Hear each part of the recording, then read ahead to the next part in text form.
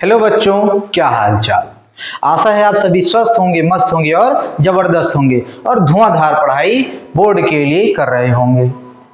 हम स्वागत करते हैं आप सभी का सनराइज कोचिंग क्लास के यूट्यूब चैनल पर। हम लोग पिछली कक्षा से शुरू कर चुके हैं विद्या क्वेश्चन बैंक सीरीज। उसी कतार में आज हम बात करेंगे केमिस्ट्री के चैप्टर नंबर 2 जिसका नाम है अम्ल, क्षार एवं लवण अर्थात एसिड, बेस एंड साल्ट। ठीक है, चलिए टाइम बिना बर्बाद किए हुए हम आज का वीडियो शुरू करते हैं।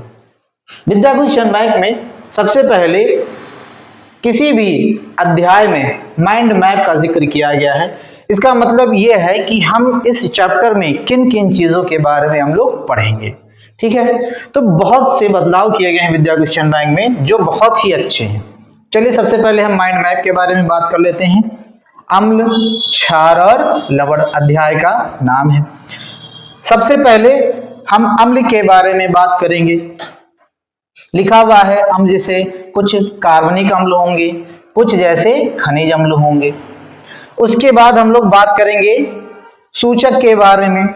सूचक का मतलब सिर्फ ये होता है कि आप अम्ल तथा क्षार के विलयन को कैसे आप पहचान पाओगे। यहाँ पर सूचक दो प्रकार के होंगे, प्राकृतिक सूचक और कृत्रिम सूचक। प्राकृतिक का मतलब जिनका हम प्रकृति रूप से प्राप्त करेंगे यानी प्राकृतिक स्रोत से प्राप्त करेंगे, और कृत्रिम का मतलब जिनका हम लैब में निर्माण करेंगे। प्राकृतिक सूचक में हम लोग पढ़ेंगे जैसे हल्दी हो गया, किचन में हम लोगों के अक्सर यूज होता है। लिटमस हो गया, बात करेंगे लिटमस किसे लाइकेन से निकाला जाता है। कृत्रिम सूचक हम लोग बात करेंगे फिनोल्फ्थालीन, मेथाइल ऑरेंज के बारे में।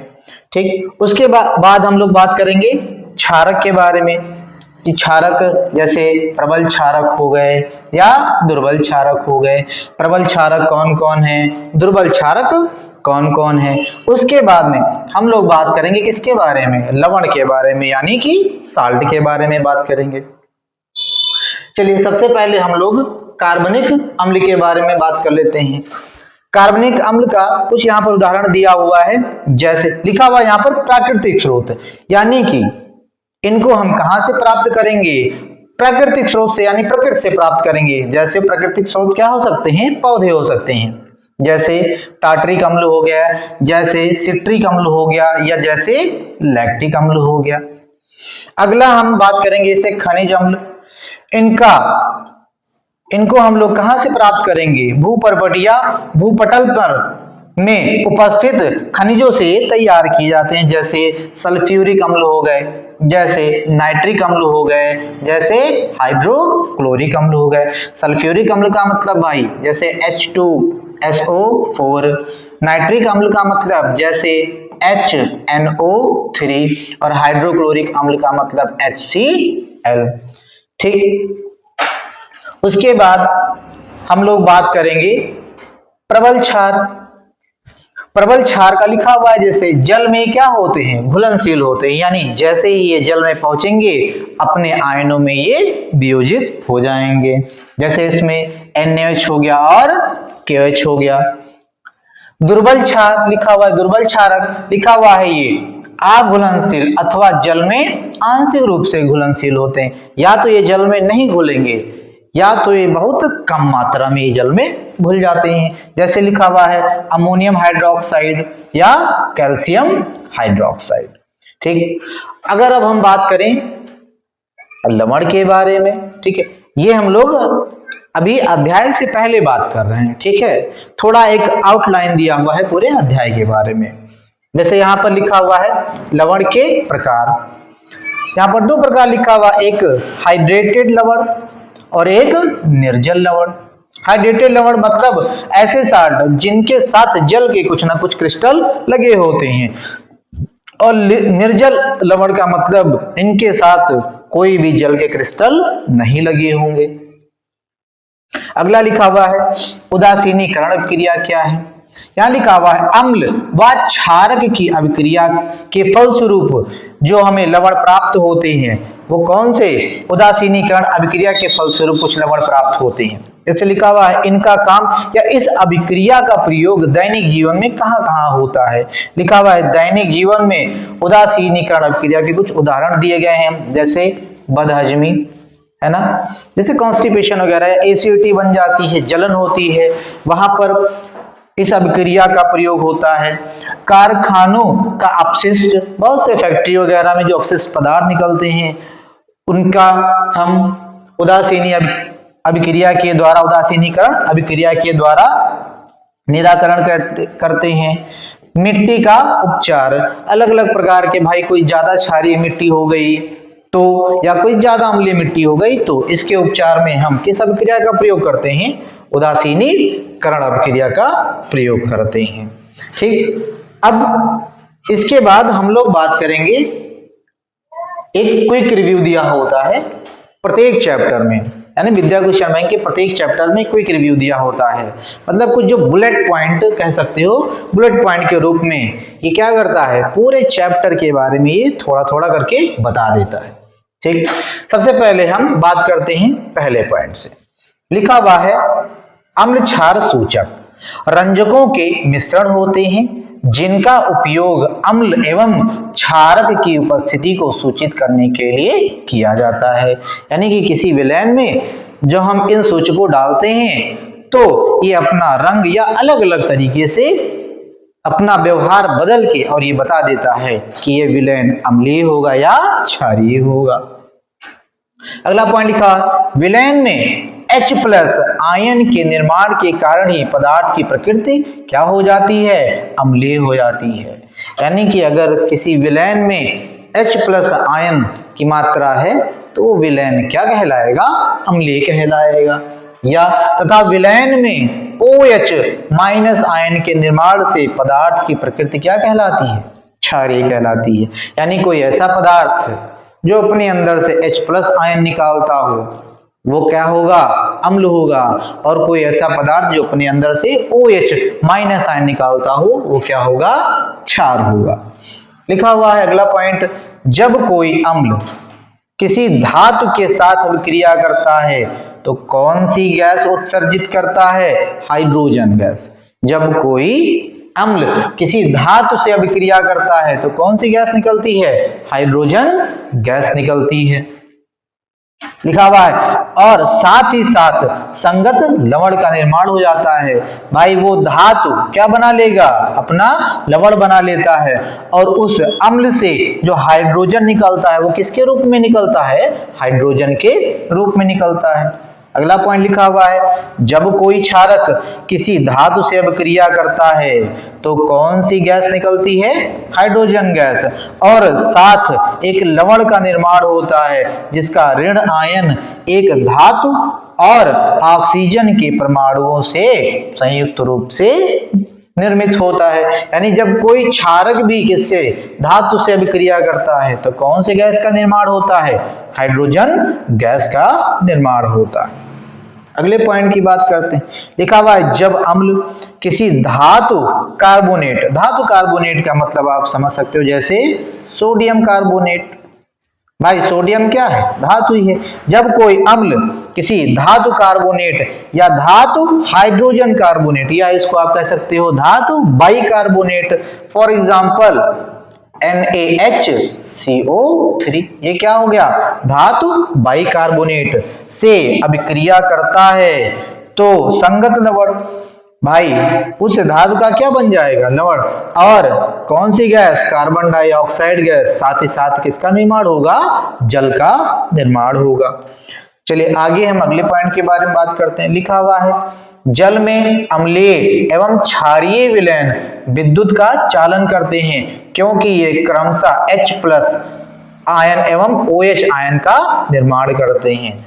भाई विद्युत के चलने के लिए, विद्युत के गमन हेतु या तो मुक्त इलेक्ट्रॉन की आवश्यकता होती है या तो मुक्त आयन की आवश्यकता होती है। जितना ज्यादा आयन होंगे या जितना ज्यादा मुक्त इलेक्ट्रॉन होंगे विद्युत का प्रवाह भी उतनी सुगमता से बढ़िया से होगा। तो यहाँ पर किसके बारे में बात की गई है, H+ आयन और OH- आयन। जितना ज्यादा ये आयन होंगे उतना ही बढ़िया से विद्युत का प्रवाह भी होगा। आगे लिखा हुआ है अम्ल या क्षारक की प्रबलता की जांच हम किसके माध्यम से करते हैं? पीएच के माध्यम से करते हैं।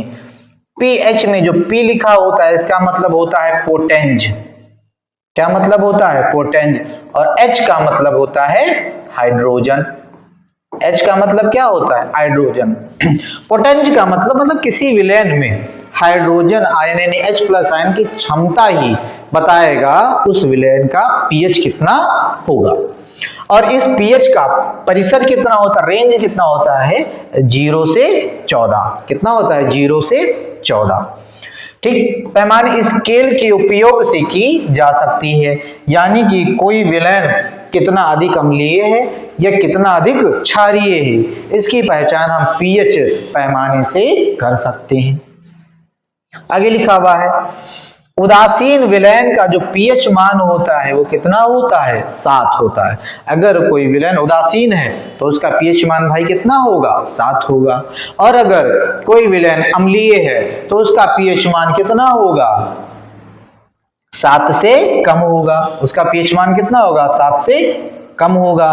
और अगर कोई विलयन क्षारकीय है तो उसका पीएच मान क्या होगा? 7 से अधिक होगा। ठीक है, यानी कि अगर इसे रैंडम बात कर लो 0 से 7 और 7 से 14। ठीक, तो ये वाला जो है वो किसके लिए है? उदासीन के लिए। किसके लिए हो गया ये? उदासीन। 0 से 7 ये क्या हो गया? अम्लीय। ये क्या हो गया? अम्लीय। और 7 से 14 क्या हो गया? ये क्षारकीय। ठीक है, ये क्या हो गया? क्षारकीय।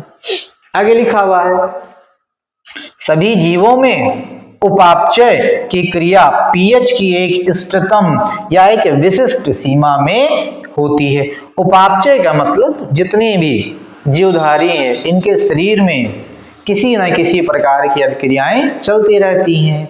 उन सभी अभिक्रियाओं को मिला के एक टर्म दे दिया जाता है उपापचय। इंग्लिश में इसको बोलते हैं मेटाबॉलिज्म, है ना। तो किसी भी जीव के शरीर में जो भी उपापचय अभिक्रिया होती है, जो भी मेटाबॉलिक रिएक्शंस चलती रहती हैं, उनके लिए एक ऑप्टिमम पीएच की आवश्यकता होती है। इससे ज्यादा या इससे कम अगर पीएच होगा तो वो अभिक्रिया प्रभावित हो जाएगी। और अगर किसी जीव के अंदर उपापचय अभिक्रिया प्रभावित होगी तो वह जीव भी प्रभावित हो जाएगा। ठीक, अगला लिखा हुआ है सांद्र अम्ल एवं क्षार को जल के साथ मिश्रित करना एक अत्यंत ऊष्माक्षेपी अभिक्रिया होती है। भाई किसी जल में अगर सांद्र अम्ल या सांद्र क्षार का अगर हम प्रयोग करते हैं या डालते हैं उसको तनु करने के लिए, तो वहां से बहुत ही अधिक मात्रा में ऊष्मा उत्पन्न होती है। ठीक है, तो किसी भी अपक्रिया में जिसमें ऊष्मा उत्पन्न होती है वह अपक्रिया क्या कहलाती है? ऊष्माक्षेपी अपक्रिया कहलाती है। इसीलिए किसी अम्ल या क्षार को तनु करने के लिए हमें सावधानी बरतनी चाहिए। ठीक, लिखा हुआ है अम्ल एवं क्षार एक दूसरे को उदासीन करके क्या बनाते हैं? लवण तथा जल का निर्माण करते हैं। भाई अम्ल तथा क्षार जब आपस में अभिक्रिया करते हैं तो किसका निर्माण होता है? लवण तथा जल का। और यह अभिक्रिया क्या कहलाती है? उदासीनीकरण अभिक्रिया। क्यों उदासीनीकरण अभिक्रिया? भाई अम्ल क्षार की क्षमता को कम कर देता है या खत्म कर देता है? क्षार अम्ल की क्षमता को कम या खत्म कर देता है। और क्या हो जाते हैं वो दोनों? उदासीन हो जाते हैं। ठीक, अगला पॉइंट लिखा हुआ है लवण के एक सूत्र इकाई में जल के निश्चित अणुओं की संख्या को क्या कहते हैं? क्रिस्टलन का जल कहते हैं। जल के क्रिस्टल लगे होते हैं। जैसे हम लोग किसी का भी फॉर्मूला मान लो, चलो मान लो फिटकरी का। फिटकरी का फॉर्मूला क्या होता है? K2SO4 डॉट Al2SO4 का होल स्क्वायर इनटू 24H2O। ठीक, ये तो हो गया लवण, असल में ये द्विक लवण होता है यानी डबल साल्ट होता है। इसके साथ जो 24H2O लिखा हुआ है, ये क्या लिखा हुआ है? जल का क्रिस्टल लिखा हुआ है। तो यहाँ पर कह रहा है कि जल के एक इकाई सूत्र में जल के निश्चित अणु, जैसे यहाँ पर कितना 24H2O लिखा हुआ है, अणुओं की संख्या को क्रिस्टलन का जल कहते हैं या जल का क्रिस्टल कहते हैं। ठीक है, तो यहाँ पर H2O का कितना क्रिस्टल है? 24 क्रिस्टल लगा हुआ है। जैसे लिखा हुआ है अगला पॉइंट, हमारे दैनिक जीवन एवं उद्योगों में लवण के अनेक उपयोग हैं। जाहिर सी बात है कि हमारे दैनिक जीवन में, डेली लाइफ में अलग अलग प्रकार के साल्ट की आवश्यकता होती है। ऐसे ही उद्योगों में, फैक्ट्रीज में अलग अलग प्रकार की आवश्यकता अनुसार अलग अलग प्रकार के साल्ट की हमें आवश्यकता होती है। ठीक है, चलिए हम आगे बढ़ते हैं अपने बहुविकल्पीय प्रश्नों पर। एक एक करके हम लोग इस प्रश्न को क्या करेंगे? हल करेंगे। ठीक है, चलिए प्रश्न नंबर 1, अभिकथन और कारण लिखा हुआ है, तो हम बात करेंगे। सबसे पहले लिखा हुआ अभिकथन को पढ़ लेते हैं। लिखा हुआ है धातुओं के ऑक्साइड क्षारीय गुण प्रदर्शित करते हैं। जाहिर सी बात है, सही कह रहा है। मान लिया कोई भी धातु है, ठीक, अगर वो धातु है तो उसकी प्रकृति कैसी होगी? क्षारीय होगी। और उस धातु का ऑक्साइड, उस धातु का ऑक्साइड भी क्या होता है? क्षारीय होगा। और ऑक्साइड ही नहीं, उस धातु का हाइड्रोक्साइड भी क्या होगा? क्षारीय होगा। तो ये बात क्या कह रहा है? सही कह रहा है। ठीक, ये बात क्या कह रहा है? सही कह रहा है। नहीं, अभिकथन क्या है? सही है। कारण की बात लिखा है धातुओं के ऑक्साइड अम्ल के साथ अभिक्रिया करके लवण और जल बनाते हैं। ये भी बात सही है भाई। धातु के ऑक्साइड क्या हो गए? क्षार हो गए। तो किससे अभिक्रिया कर सकते हैं? अम्ल से। और जब क्षार अम्ल से अभिक्रिया करता है तो क्या बनाता है? लवण तथा जल बनाता है। यानी कि अभिकथन भी सही है और कारण भी सही है। और जो कारण है वो अभिकथन को क्या कर रहा है? व्याख्यात कर रहा है। तो यहाँ पर पढ़ लेते हैं अभिकथन ए और कारण आर दोनों सही हैं। और कारण अभिकथन ए को क्या कर रहा है? सही व्याख्यात कर रहा है। तो हमारा ऑप्शन क्या हो गया? ए सही हो गया। ठीक है, यहाँ पर हम लोग बात किए हैं कि जो धातु होते हैं वो क्षारीय, तो धातु के ऑक्साइड भी क्या होंगे? क्षारीय होंगे। धातु के हाइड्रोक्साइड भी होंगे, वो क्या होंगे? क्षारीय होंगे। ठीक, वैसे ही अगर हम किसी आधातु के बारे में बात कर लें, चलो मान लिया सल्फर, तो कोई आधातु का जो ऑक्साइड होता है ना, वो कैसा होगा? अम्लीय। कैसा होगा? अम्लीय। और उसका जो हाइड्रोक्साइड होगा वो भी कैसा होगा? अम्लीय होगा। कैसा होगा? अम्लीय होगा। भाई सोडियम क्या है? धातु। और सल्फर क्या है? आधातु। तो इसका ऑक्साइड क्या होगा? क्षारीय। और सल्फर का क्या होगा? अम्लीय। तो ये बात याद रखिएगा, नेक्स्ट सवाल में ये दिया हुआ है।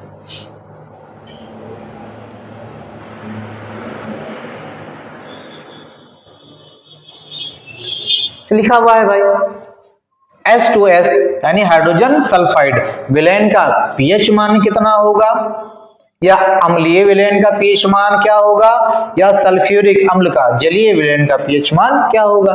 भाई ये अम्लीय कह दिया, यहाँ पर क्या है? सल्फाइड, तो इसका हाइड्राइड भी क्या होता है? अम्लीय। और यहाँ पर H2SO4, तो ये प्रबल अम्ल है भाई।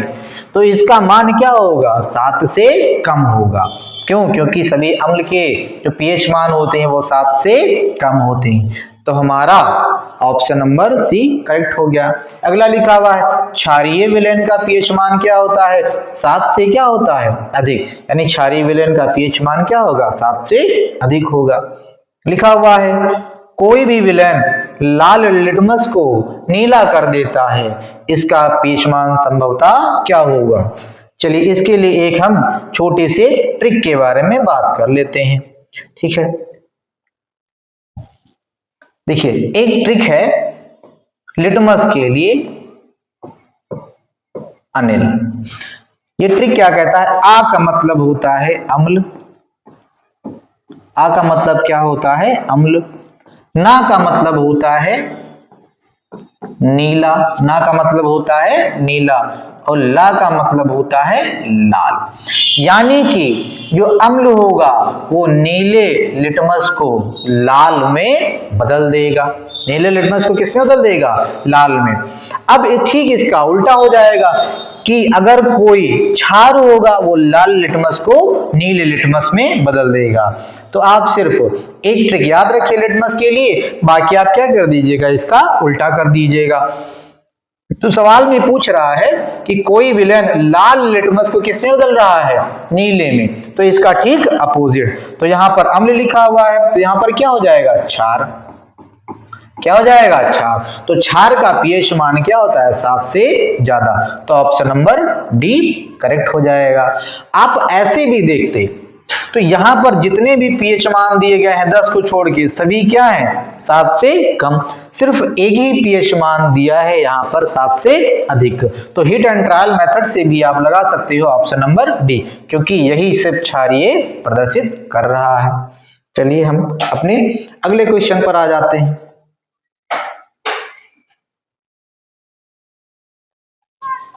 अगला क्वेश्चन यहां पर कह रहा है एक विलेन का पीएच मान कितना दिया गया है? 1 दिया गया है। ठीक है, यह विलेन है।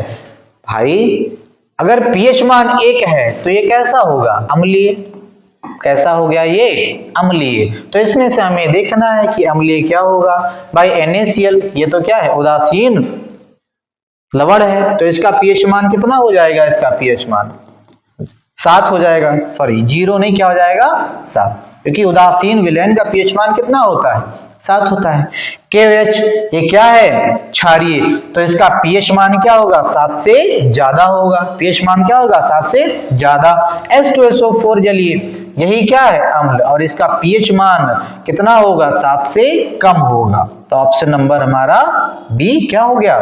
सही हो गया। अगला पॉइंट लिखा हुआ है, अगला सवाल लिखा हुआ है कि एक विलेन है जो नीले लिटमस को क्या कर देता है? लाल कर देता है। जो नीले लिटमस को क्या कर देता है? लाल कर देता है। तो उसका पीएच मान क्या होगा? अभी हम लोग ट्रिक पढ़ चुके हैं, अनिल। क्या ट्रिक पढ़ चुके हैं? अनिल। आ का मतलब अम्ल, ना का मतलब नीला और ला का मतलब लाल, यानी अम्ल नीले लिटमस को लाल लिटमस में बदल देता है। ठीक है, तो अब विलेन कैसा होगा? अम्लीय होगा, और अम्लीय विलेन का पीएच मान 7 से कम होता है। तो यहाँ पर सिर्फ एक ही ऑप्शन में दिया गया है जो क्या है? 7 से कम है। ठीक, क्या है? 7 से कम है। चलिए अगले सवाल के बारे में हम बात कर लेते हैं। क्वेश्चन नंबर 7 दिया गया है कि एक हाइड्रोक्लोरिक अम्ल यानी HCl की शक्ति या सांद्रता कितनी दी गई है? 10⁻⁻² नॉर्मल। देखो यहां पर नॉर्मल दिया जाए या मोलर दिया जाए कोई मतलब नहीं है। ठीक है, आप सिर्फ और सिर्फ 10 की जो पावर दी गई है माइनस में, माइनस को छोड़कर जो भी यहां पर पावर दी गई है आप उसी पावर को क्या मान लोगे? पीएच। क्या मान लोगे? पीएच। ठीक है, तो इस विलेन का पीएच क्या हो गया? 2। बस आपको ये याद रखना है कि यहां पर कुछ ऐसा दिया जाए, ठीक है, आप पावर तभी मानोगे जब उस विलेन से क्या निकल रहा हो? H+ ion. क्या निकल रहा हो? H+ ion. मान लिया अगर ये सवाल दिया जाता कि हाइड्रोक्लोरिक की जगह पर यहां पर दिया जाता NaOH यानी सोडियम हाइड्रोक्साइड, तो बताइए क्या इस विलेन से या इससे हमें H+ मिलेगा? नहीं, इससे हमें क्या मिलेगा? OH-। क्या मिलेगा? OH-। यानी कि यहां पर जो सांद्रता दी गई है OH- की, तो अब इस अवस्था में हम 2 को पीएच नहीं मानेंगे। अब पीएच हम क्या करेंगे? 14 में से 2 को क्या कर देंगे? घटा देंगे। तो हमारा पीएच कितना जाएगा? 12। तब ऑप्शन क्या सही हो जाता? 12 सही हो जाता। तो हमें ये देखना है कि जो हम दिया गया है अम्ल या क्षार, ठीक है, अम्ल दिया जाएगा तो वहां से H+ निकलेगा तो सीधा आप पावर देख लोगे, और अगर कोई क्षार दिया जाएगा उससे OH निकलता है तो आप pH 14 में से उस पावर को घटा के दोगे। ठीक है, बस एक छोटा सा ट्रिक है, आप इसको अप्लाई कर सकते हो। अगला सवाल दिया गया है शुद्ध जल। भाई शुद्ध जल कैसा होता है? उदासीन। तो उदासीन विलेन का जो पीएच मान क्या होता है 7 होता है, कोई बहुत बड़ी बात नहीं है। अगला सवाल दिया गया है क्वेश्चन नंबर 9, बात कर लेते हैं भाई क्वेश्चन नंबर 9 का। लिखा हुआ है निम्नलिखित में से कौन सा कथन उदासीन घोल के लिए क्या है, सत्य है। चलो देखते हैं, है ना। लिखा हुआ है हाइड्रोजन आयन के सांद्रण का मूल्य 10 टू दी पावर -7 मोल प्रति लीटर, और मोल प्रति लीटर का मतलब होता है मोलर, है ना।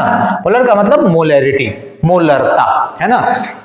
ये किसका मात्रक दिया गया है, मोलरता का। आप लोग 11th में और 12th में इसको पढ़ोगे, 9th में भी आप लोग सांद्रता पढ़ चुके होंगे, है ना। तो बस इतना ही समझो। H+ आयन की दी गई है, ठीक है। यहाँ पर हाइड्रोक्सिल आयन यानी OH आयन की सांद्रता दी गई है कितना, 10 टू दी पावर -7 मोलरता या मोलर। इसका पीएच मान क्या होता है, 0 नहीं, तो ये स्टेटमेंट क्या है, गलत है। यानी कि यही स्टेटमेंट हमें क्या करना था, कौन सा कथन असत्य है। देखो अगर हाइड्रोजन आयन की सांद्रता कितनी दी है, 10 टू द पावर -7, तो इससे पीएच मान कितना आ जाएगा, 7। कितना आ जाएगा, 7। हम क्या बताएं कि अगर H+ आयन की सांद्रता दी है तो जो पावर में दी गई है वही क्या हो जाएगी, वैल्यू हो जाएगी। यहां पर OH आयन दी गई है तो इसको निकालने के लिए हम क्या बताए थे, पीएच कैसे निकालोगे, 14 में से उस पावर को क्या कर दोगे, माइनस, तो भी पीएच मान कितना आ गया भाई, 7 ही तो आ गया। कितना आ गया, 7 आ गया। ठीक, सी ऑप्शन में लिखा पीएच मान 0 होता है, गलत बात। पीएच मान 0 अम्ल के लिए हो सकता है, ठीक है। और यहाँ पर लिखा हुआ डी पॉइंट में कि पीएच मान 7 होता है, तो जाहिर सी बात है भाई, जो उदासीन घोल होते हैं, उदासीन विलेन होते हैं, उनका पीएच मान क्या होता है, 7 होता है। तो ऑप्शन नंबर सी क्या है, गलत है। बात करते हैं क्वेश्चन नंबर 10 की। लिखा निम्नलिखित में से असत्य कथन क्या है, ठीक है। लिखा हुआ है अम्लीय विलयन का पीएच मान 7 से कम होता है, ये क्या है, ट्रू है भाई, सही है। क्षारक विलयन में हाइड्रोजन आयन, भाई कोई क्षारक विलयन में हाइड्रोजन आयन छोड़ता है, नहीं। कौन सा आयन छोड़ता है, OH- आयन यानी हाइड्रोक्सिल आयन छोड़ता है। तो ये स्टेटमेंट क्या हो गया, फॉल्स हो गया। अगला पढ़ लेते हैं, ऑप्शन तो हमें मिल गया। अम्ल धातुओं के साथ अब क्रिया करके कौन सी गैस छोड़ता है, हाइड्रोजन गैस, सही बात है। लिखा हुआ है क्षारक फिनोल्फ्थालीन को नीला रंग दे देता है, ठीक है। क्षारक फिनोल्फ्थालीन को नीला रंग देता है। चलिए फिनोल्फ्थालीन के लिए हम एक ट्रिक पढ़ लेते हैं। एक फिनोल्फ्थालीन के लिए एक ट्रिक है, फिल्म छा गई। भाई कोई लेटेस्ट मूवी आई होगी, ठीक है, और वो क्या हो गई, धुआंधार थिएटर में अपना कोहराम मचा रही है, यानी वो फिल्म क्या हो गई, छा गई।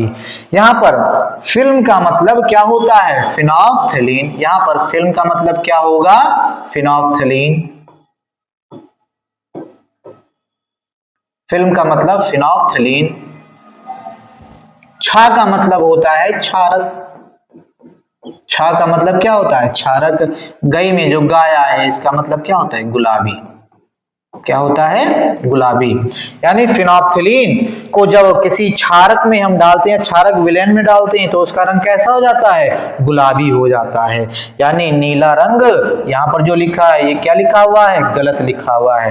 तो हमारा जो ये ऑप्शन है, ऑप्शन नंबर 4, ये भी क्या हो गया, फॉल्स हो गया। इस ट्रिक को चाहो तो आप अपने क्वेश्चन बैंक में ही या किसी नोट्स में क्या कर सकते हो, आप नोट कर सकते हो। ये बहुत बेहतरीन ट्रिक्स होते हैं। आपको जो एक नंबर वाले, या मान लिया इसी के बारे में अगर लिखना हो, तो ये बहुत सहायता करते हैं, ठीक है। बहुत ही कम टाइम में सवाल आपके लग जाते हैं। तो ट्रिक क्या है, फिल्म छा गई फिनोल्फ्थालीन के लिए। यहाँ पर हम 2 ट्रिक की बात कर चुके हैं, ठीक। लिटमस के लिए अनिल, फिनोल्फ्थालीन के लिए फिल्म छा गई। अभी अगर आता है यहाँ पर मिथाइल ऑरेंज, उसके लिए भी हम एक ट्रिक बता देते हैं। तो फिनोल्फ्थालीन क्षारीय माध्यम में किस रंग का हो जाता है, गुलाबी रंग का हो जाता है। तो यानी कि हमारा ऑप्शन नंबर 2 और ऑप्शन नंबर 4 क्या है, गलत है। चलिए हम देख लेते हैं, इसमें ढूंढना होगा। यहाँ पर लिखा हुआ है 1 और 2 नहीं, 2 और 3 नहीं, दूसरा और चौथा ऑप्शन क्या है, फॉल्स है, और फॉल्स ये में ढूंढना था, इसलिए सी ऑप्शन हमारा क्या हो गया, सही हो गया। ठीक, चलिए क्वेश्चन नंबर हम लोग बात करते हैं 11 के।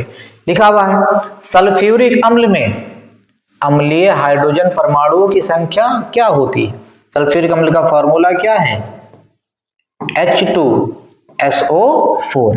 H2SO4 अम्लीय हाइड्रोजन का मतलब कि वह यौगिक कितना हाइड्रोजन आयन अपने अंदर से निकाल सकता है। कोई जरूरी नहीं कि सबके पास जितने हाइड्रोजन वो सभी निकलने योग्य हो, ठीक है, वो यौगिक अपने अंदर से कितना हाइड्रोजन निकाल सकता है, वही उस यौगिक का अम्लीय हाइड्रोजन कहलाता है। तो सल्फ्यूरिक अम्ल आवश्यकता पड़ने पर 1 भी निकालता है और आवश्यकता पड़ने पर 2 भी निकाल सकता है, यानी कि अपने अंदर से दोनों हाइड्रोजन आसानी से निकाल सकते हैं। तो इसके पास अम्लीय हाइड्रोजन परमाणु की संख्या कितनी है, 2 है। ठीक, कितनी है, 2 है। अगला क्वेश्चन नंबर 12 लिखा हुआ है धामन सोडा का फुल फॉर्म क्या हो, जो सूत्र क्या होता है। तो धामन सोडा का सूत्र क्या होता है, सोडियम कार्बोनेट। सोडियम कार्बोनेट के साथ में वाटर के कितने क्रिस्टल लगे हुए हैं, 10 क्रिस्टल, यानी कि ये क्या है, एक लवण है, साल्ट है, और इसके साथ में जो वाटर मॉलिक्यूल जो 10 लगा हुआ है, यही क्या है, इसका वाटर का क्रिस्टल। ठीक है, समझ में आई बात। यहाँ पर कितने हैं जल के क्रिस्टल, 10 है। लिखा हुआ है निम्नलिखित में से कौन से अम्लीय लवण, यानी इसमें से हमें पहचानने हैं कि अम्लीय लवण कौन सा है। भाई देखो, लवण पहचानने का सबसे आसान तरीका कौन सा अम्लीय है, कौन सा क्षारीय है। देखो, लवण के हमेशा 2 भाग होते हैं। ठीक, कितने पार्ट, 2 पार्ट होते हैं, एक धन आयन वाला, एक ऋण आयन वाला। इसको आप इसके धन आयन और ऋण आयन में तोड़ के और जल के H+ और OH- आयन देकर आप एक अम्ल या क्षार बनाओगे। उससे पता चलेगा अगर दोनों क्या हैं, प्रबल अम्ल और प्रबल क्षार बन रहे हैं, तो कैसा होगा, वो उदासीन लवण होगा। अगर एक प्रबल अम्ल और दुर्बल क्षार बन रहा है तो वो अम्लीय लवण होगा, और अगर हमें प्रबल क्षार और दुर्बल अम्ल मिल रहा है तो लवण कैसा होगा, क्षारीय लवण होगा।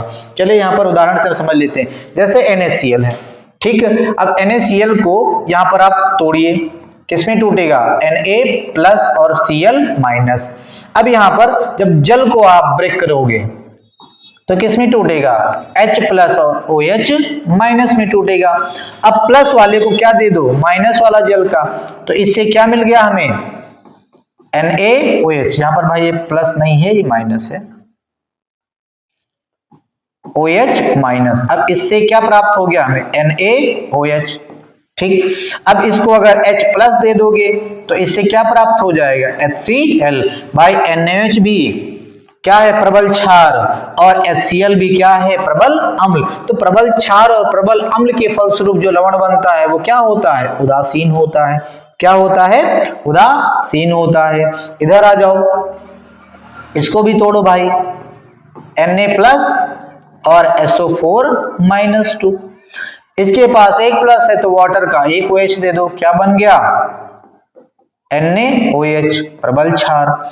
इसके पास 2 माइनस है तो वाटर का इसको 2H+ दे दो, यानी H+ कितना दे दो, 2 दे दो, तो क्या बन जाएगा, H2SO4।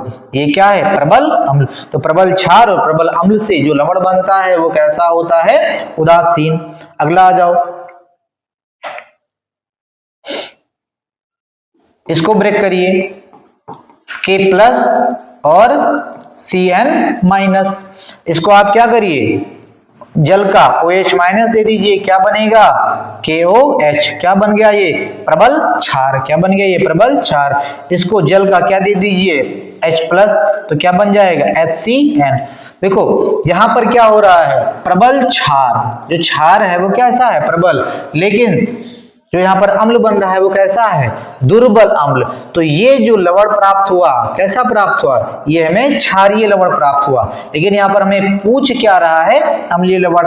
आप ऐसे ही देख सकते हो, इसके पास एक हाइड्रोजन आयन अभी है, तो हाइड्रोजन आयन होने के कारण भी क्या है, ये अम्लीय लवण है। असल में तो लवण है, क्यों? क्योंकि ये टूटने पर Na प्लस और HSO4 माइनस में ब्रेक हो जाएगा। ठीक है, तो इसके पास अभी भी एक हाइड्रोजन आयन बचा हुआ है, यानी कि जो सल्फ्यूरिक अम्ल है, ठीक है, उसने सिर्फ एक ही अपना क्या निकाला था, हाइड्रोजन। ठीक है, अभी इसके पास एक हाइड्रोजन था, जिसके कारण ये क्या हो गया, अम्लीय लवण हो गया। आगे लिखा हुआ है पेयजल को जीवाणु रहित करने में प्रयोग किया जाता है, क्या? ये लिखा हुआ है ब्लीचिंग पाउडर। ठीक है, इसका फार्मूला लिखा हुआ है भाई, ब्लीचिंग पाउडर CaOCl2, ये किसका फार्मूला है, ब्लीचिंग पाउडर का। ठीक है भाई, हम लोग जब लखनऊ में रह के तैयारी करते थे तो वहां से जो टंकी से पानी आता था, टाइम टाइम पर पानी आता था, है ना, तो हम लोग क्या करते थे, अपने बाल्टी में या जग में करके उसको भर लेते थे। थोड़े टाइम बाद उस पानी की सतह पर व्हाइट व्हाइट कलर का एक अजीब तरीके से पदार्थ इकट्ठा हो जाता था, है ना। अब कैसे भी करके हम लोग पानी पीते थे। फिर कुछ टाइम बाद हम लोगों ने क्या किया, फिल्टर वाला पानी, हम लोग जो आरओ वाला जो आता है वाटर कूलर में, है ना, तो पानी को शुद्ध करने के लिए टंकियों में या कुआं वगैरह में क्या डाला जाता था, ब्लीचिंग पाउडर, जिससे क्या हो जाए, वहां पर जो जीवाणु हैं वो नष्ट हो जाए और जिससे पानी क्या हो जाए, शुद्ध हो जाए।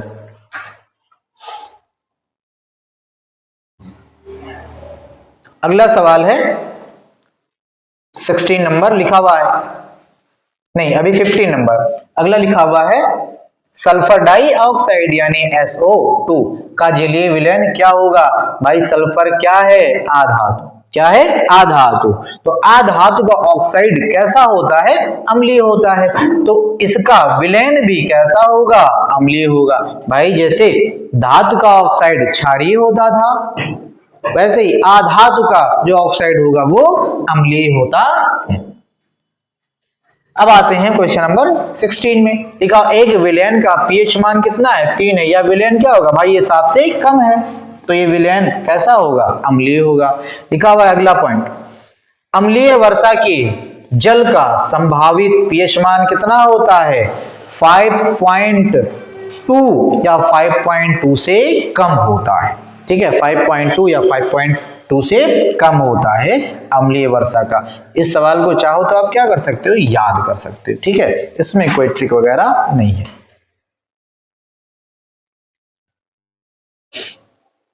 आगे लिखा हुआ है बेकिंग पाउडर।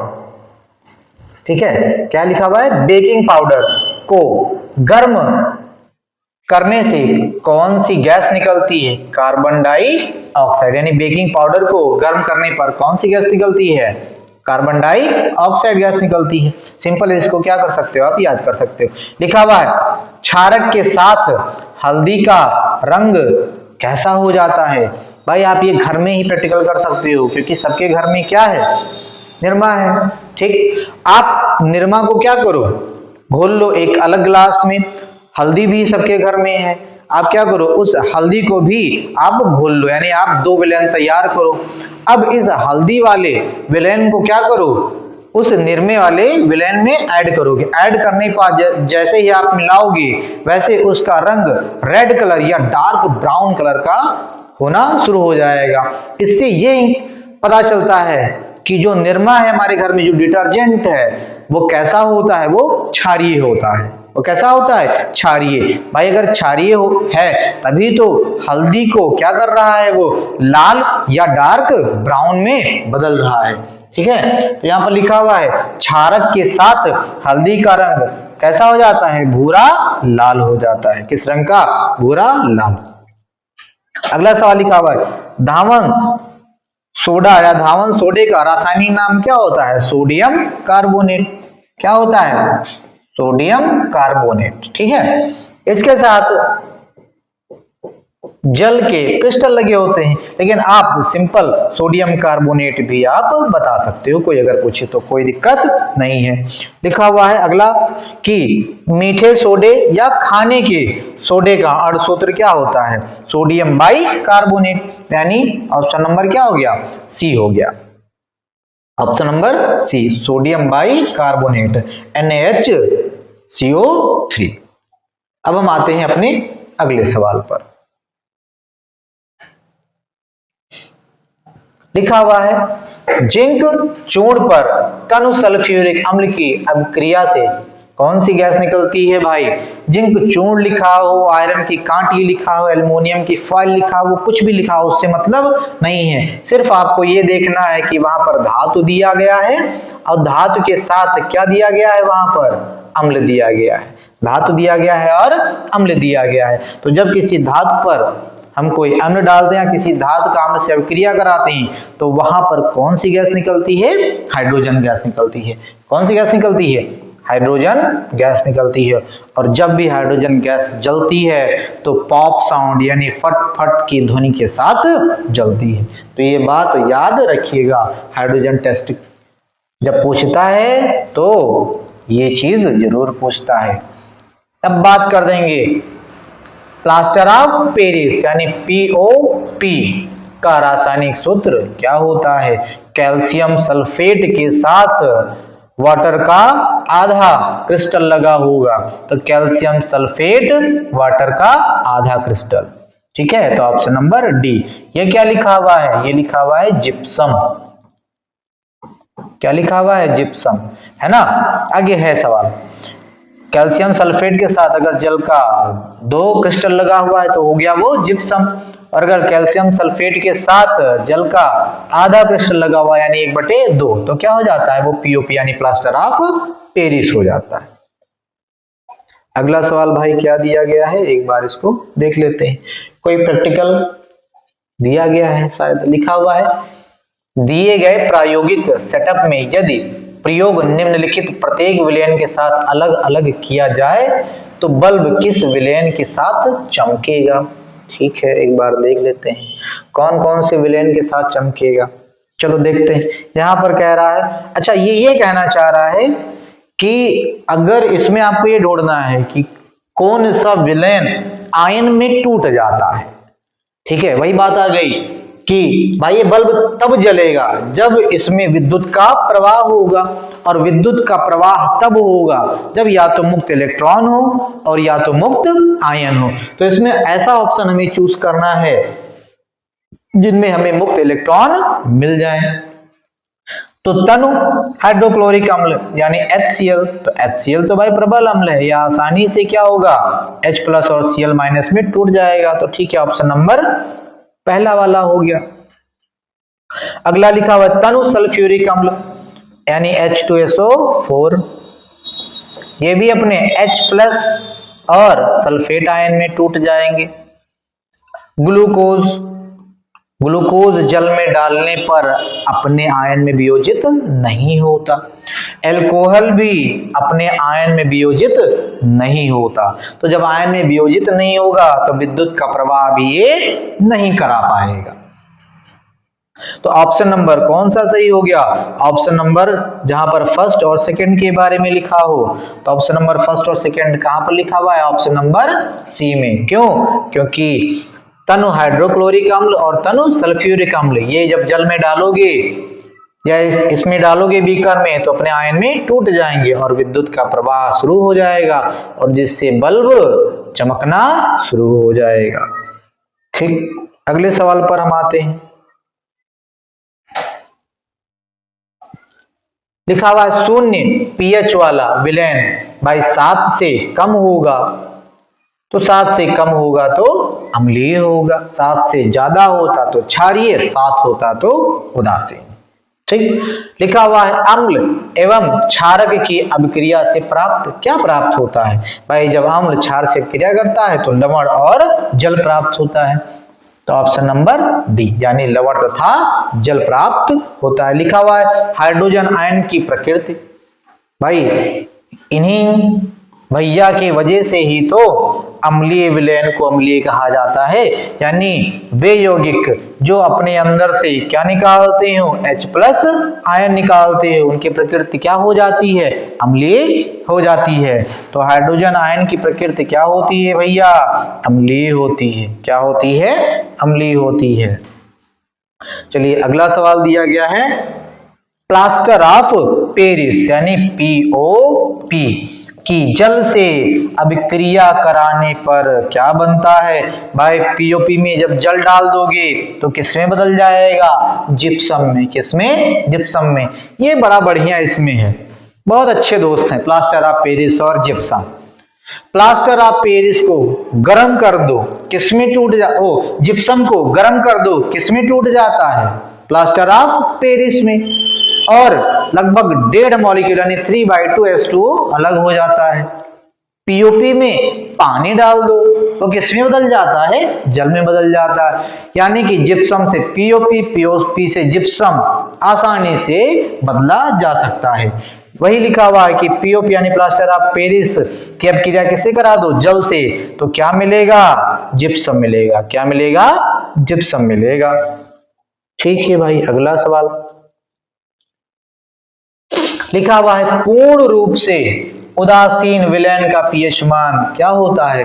भाई पूर्ण रूप से कोई विलयन उदासीन है, यानी ना उसमें अम्ल की कोई क्षमता बची और ना ही उसमें किसी क्षार की क्षमता बची, तो ना अम्लीय वाला पीएच होगा और ना क्षारीय वाला पीएच होगा, मामला बीचों बीच होगा। यानी कि पीएच मान कितना हो जाएगा, 7 हो जाएगा। पीएच मान कितना हो जाएगा, 7। ना वो अम्लीय रह गया और ना ही वो क्षारीय रह गया, तो पीएच मान कितना हो जाएगा, 7 हो जाएगा। चलिए अगला सवाल बात करते हैं।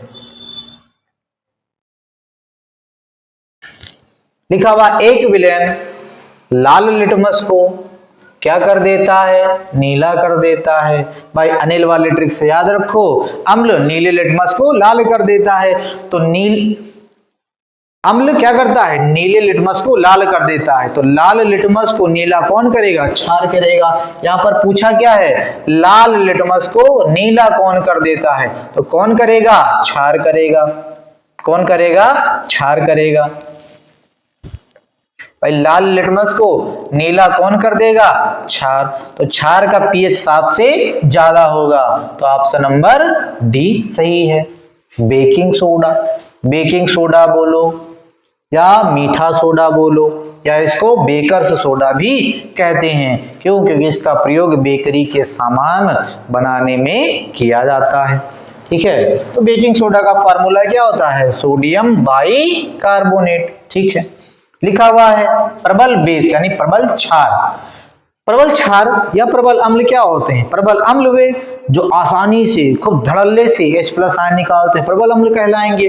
प्रबल क्षार कौन कहलाते हैं, जो आसानी से या खूब धड़ल्ले से क्या निकालते हैं, OH- आयन निकालते हो, क्या कहलाते हैं, प्रबल क्षार कहलाते हैं। तो यहाँ पर ऑप्शन क्या है, ए। जैसे NaOH हो गया, जैसे KOH हो गया, ये सब क्या है, प्रबल क्षार के उदाहरण है। ठीक है, अगला लिखा हुआ है CaOCl2 का प्रचलित नाम क्या है। भाई ये क्या लिखा हुआ है, ब्लीचिंग पाउडर। अभी हम लोग पढ़ चुके हैं ब्लीचिंग पाउडर का काम कहां पर किया जाता है, जल को साफ सुथरा करने के लिए या जीवाणु को खत्म करने के लिए किया जाता है। अगला बढ़िया ये सवाल है कि उभयधर्मी ऑक्साइड कौन है। लिखा हुआ है निम्नलिखित में से उभयधर्मी ऑक्साइड क्या है। सबसे पहले समझ लीजिए कि उभयधर्मी ऑक्साइड का मतलब क्या होता है। वे ऑक्साइड जिनकी प्रकृति अम्लीय भी हो और क्षारीय भी हो क्या कहलाते हैं, उभयधर्मी ऑक्साइड। या वे ऑक्साइड जो अम्ल से भी अभिक्रिया करते हो और क्षार से भी अभिक्रिया कर सकते हो क्या कहलाएंगे, उभयधर्मी ऑक्साइड। उभय का मतलब ही होता है दोनों, जैसे उभयचर। उभयचर का मतलब जो जल में भी रह सकते हो और स्थल पर भी रह सकते हो, जैसे मेढक। तो यहां पर बात किया गया है उभयधर्मी ऑक्साइड। तो यहां पर ऑप्शन क्या दिया गया है, जिंक ऑक्साइड।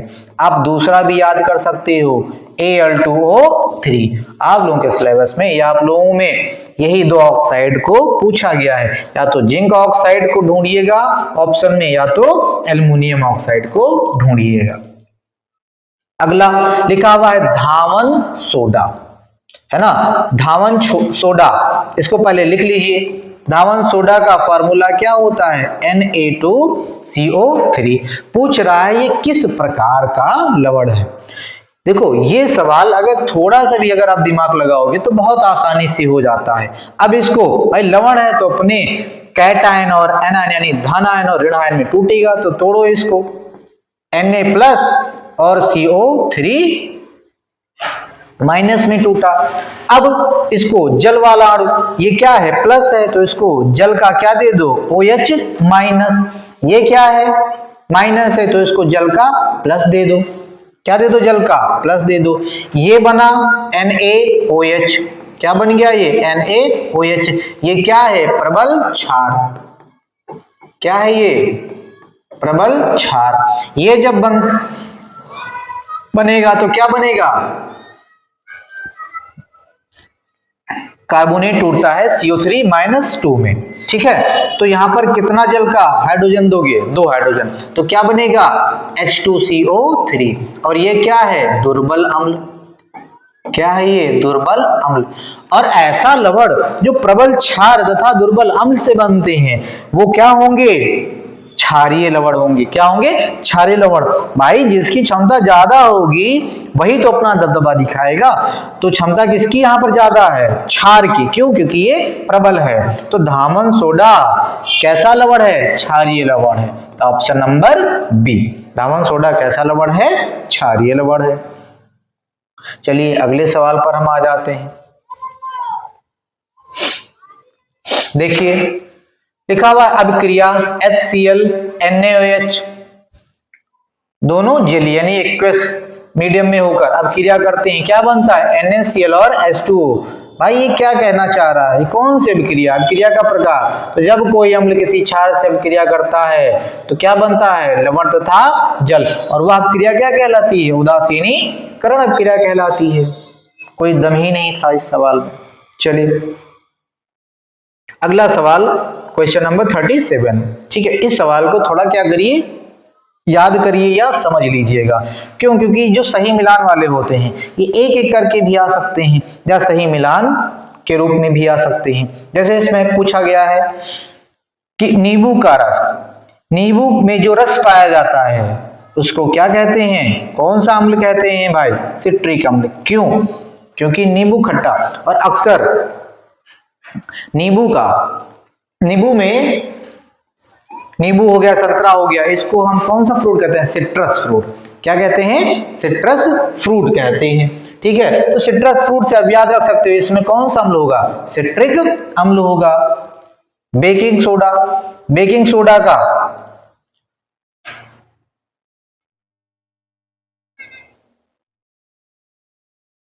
बेकिंग सोडा, चलिए आगे देख लेते हैं तब तक।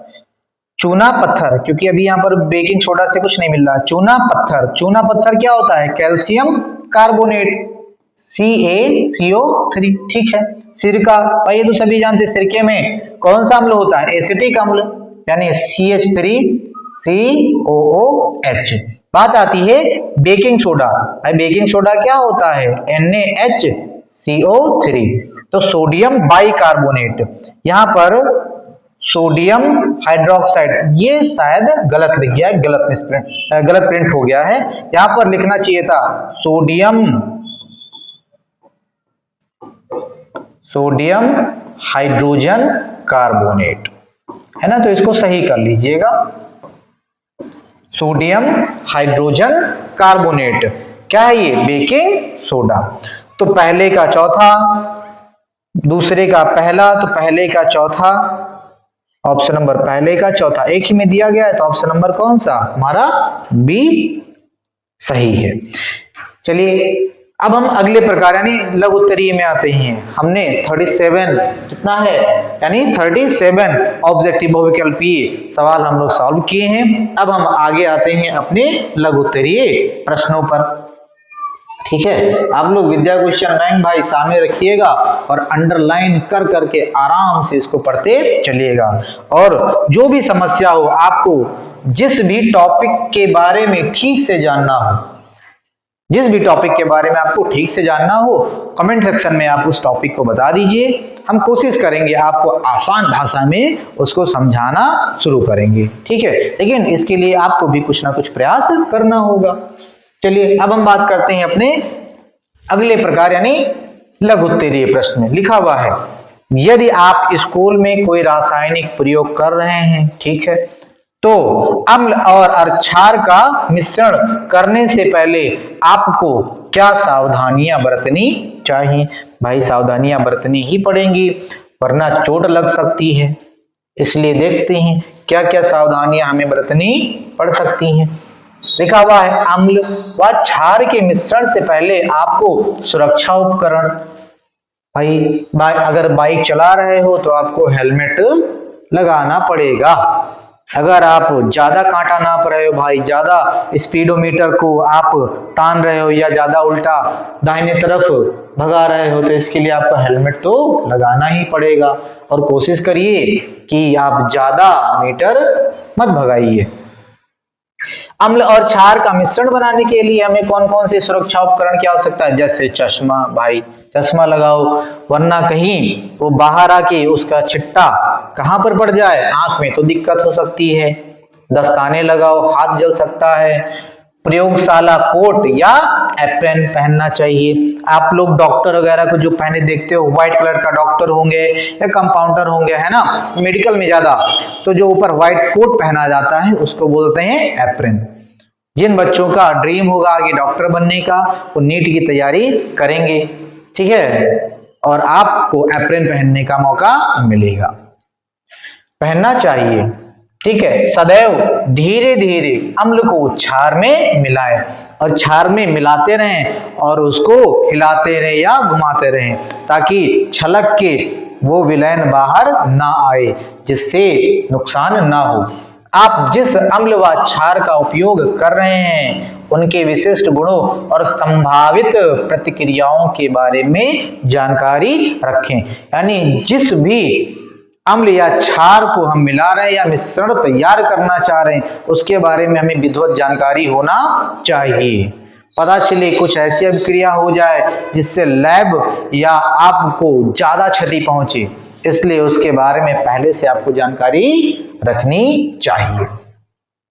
अगला सवाल लिखा हुआ है, क्वेश्चन नंबर 2 लिखा, प्लास्टर ऑफ पेरिस को आर्द्र, आर्द्र का मतलब नमी रोधी बर्तन में क्यों रखा जाना चाहिए? इसकी क्या करिए, व्याख्या करिए अथवा करके। प्लास्टर ऑफ पेरिस की जलयोजन अपक्रिया यानी जल के साथ अपक्रिया। अगला लिखा हुआ है प्लास्टर ऑफ पेरिस पे प्लस लगा हुआ है, यहाँ पर ऐसा क्या लिख दें जिससे क्या बन जाए, जिप्सम बन जाए। इस अपक्रिया के लिए संतुलित रासायनिक समीकरण लिखिए। इसको क्या कर जाओ, ये जो समीकरण है इसको याद ही कर जाना ज्यादा बेहतर होगा। सबसे पहले हम बात करते हैं प्लास्टर ऑफ पेरिस को आर्द्र रोधी बर्तन में क्यों रखना चाहिए। भाई प्लास्टर ऑफ पेरिस आर्द्रता या नमी को ग्रहण करके किसमें परिवर्तित हो जाता है, जिप्सम में परिवर्तित हो जाता है, इसलिए हमें इसको आर्द्रता वाले स्थान पर नहीं रखना चाहिए। लिखा हुआ है प्लास्टर ऑफ पेरिस को आर्द्र रोधी बर्तन में रखा जाता है क्योंकि यह आर्द्रता नमी या जल के संपर्क में आकर बड़ी तीव्रता से किसमें परिवर्तित हो जाता है, जिप्सम में परिवर्तित हो जाता है, जो कि एक बहुत ही कठोर पदार्थ है। अब इस अभिक्रिया का समीकरण क्या है, calcium sulphate dot half hydrate यानी 1/2 H2O, एक इसका फार्मूला है प्लास्टर ऑफ पेरिस यानी POP का, ठीक है। ये कितने मॉलिक्यूल वाटर ले रहा है, एक सही 1/2, इसको आप 3/2 भी लिख सकते हो, कोई दिक्कत नहीं है। यानी 3/2 यानी 1.5 जल के क्रिस्टल को प्राप्त करके किसमें बदल जाता है, जिप्सम में। किसमें, जिप्सम में। तो यहां पर तो फिल इन द ब्लैंक भरना था, वो क्या भर सकते थे, 3/2 H2O, 3/2 H2O भर सकते थे। चलिए हम अपने अगले सवाल पर आते हैं। पिछले वीडियो में हमने कहीं कहीं पर जूम नहीं किया था, इसलिए थोड़ा आपको समस्या आया होगा, जो कि इस वीडियो में हमने उस गलती को अपने सुधारा है। चलिए हम बात करते हैं प्रश्न नंबर 3 के बारे में। लिखा हुआ है उदासीनीकरण अभिक्रिया क्या है, 2 उदाहरण दीजिए। ठीक है, देंगे भाई। उदासीनीकरण अभिक्रिया पर संक्षेप टिप्पणी लिखिए। ठीक है भाई, लिखेंगे। रासायनिक समीकरण द्वारा उदासीनीकरण अभिक्रिया को समझाइए। ठीक है भाई, समझाएंगे जैसा आप कहें। उत्तर लिखा हुआ है, अम्ल एवं क्षारक की अभिक्रिया के परिणाम स्वरूप या फलस्वरूप लवण तथा जल क्या होता है, बनता है। इस अभिक्रिया को हम क्या कहते हैं, उदासीनीकरण अभिक्रिया कहते हैं। यानी कि ऐसी अभिक्रिया जिसमें अम्ल तथा क्षार की अभिक्रिया कराई जाती है, जिसके फलस्वरूप लवण तथा जल का निर्माण होता है, वही अभिक्रिया उदासीनीकरण अभिक्रिया कहलाती है। अगर हम उदाहरण की बात करें, लिखा हुआ है सोडियम हाइड्रोक्साइड यानी NaOH तथा हाइड्रोक्लोरिक अम्ल यानी HCl की अभिक्रिया। यानी कि जब हम सोडियम हाइड्रोक्साइड की अभिक्रिया हाइड्रोक्लोरिक अम्ल से कराते हैं तो हमें क्या प्राप्त होता है, हमें NaCl और जल प्राप्त होता है। ठीक है, हमें क्या प्राप्त होता है, NaCl तथा जल प्राप्त होता है। ऐसा कि लिखा है NaOH प्लस HCl और दोनों कैसा लिए गए हैं, हमें एक्वस लिए गए। एक्वस का मतलब NaOH का जलीय विलयन और HCl का जलीय विलयन दोनों को क्या किया गया है, मिला के आराम से क्रिया संपन्न कराई गई है, जिसके फलस्वरूप हमें क्या मिला है, NaCl और जल मिला है। दूसरा है पोटेशियम हाइड्रोक्साइड यानी KOH, क्या KOH तथा हाइड्रोक्लोरिक अम्ल यानी HCl। ठीक है, अब क्रिया कराई गई है KOH एक्वस तथा HCl एक्वस, जिसके फलस्वरूप हमें कौन सा साल्ट मिला है, KCl और H2O, KCl तथा H2O। तो ये उदासीनीकरण क्रिया के दो उदाहरण दिए गए हैं। चलिए अब हम बात करते हैं अपने अगले सवाल पर।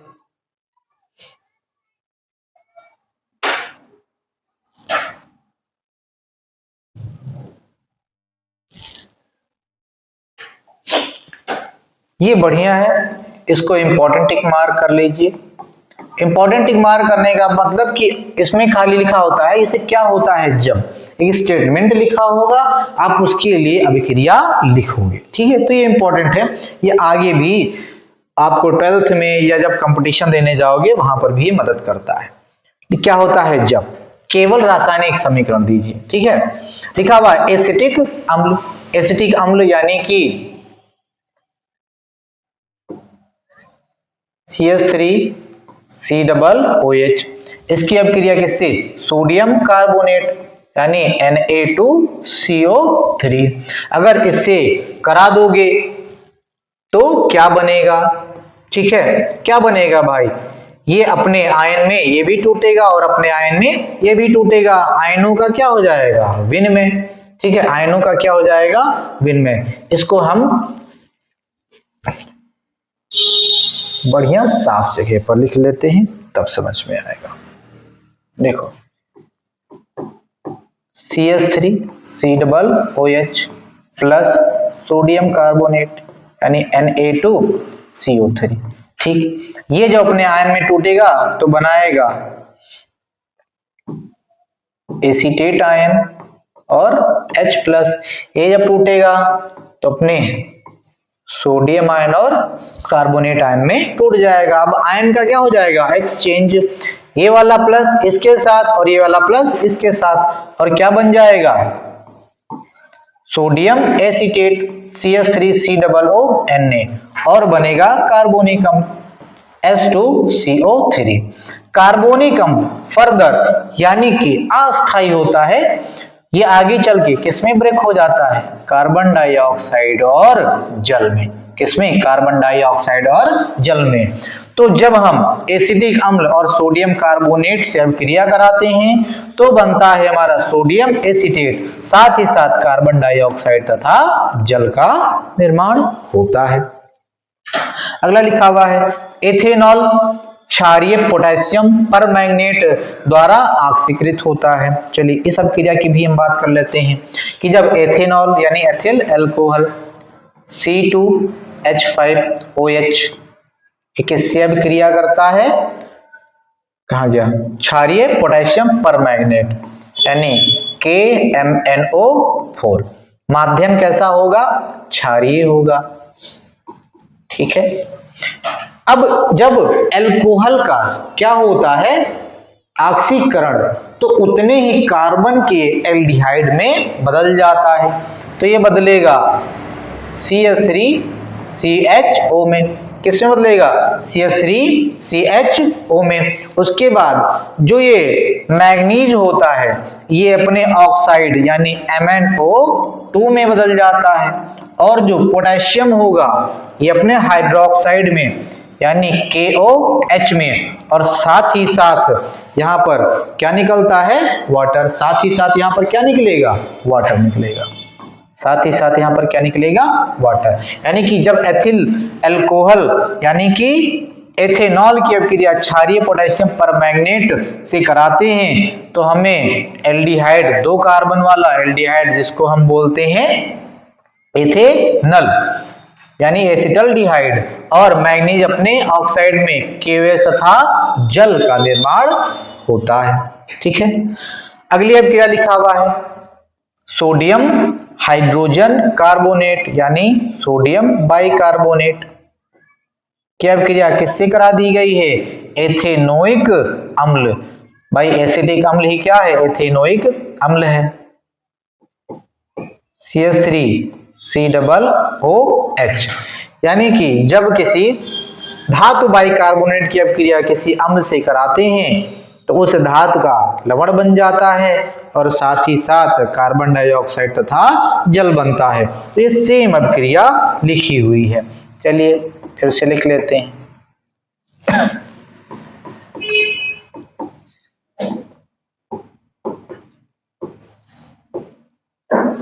एथेनोइक अम्ल, ये क्या होगा, इसका लवण बनेगा यानी CH3COONA, और कौन सी गैस निकलेगी, कार्बन डाइऑक्साइड, और क्या बनेगा, साथ ही साथ जल का निर्माण हो जाएगा।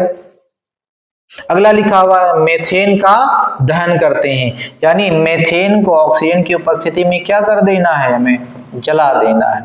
तो मेथेन को जब ऑक्सीजन की उपस्थिति में हम जलाते हैं तो जल तथा कौन सी गैस, कार्बन डाइऑक्साइड गैस का निर्माण होता है। अगला लिखा हुआ है प्लास्टर ऑफ पेरिस को गर्म किया जाता है।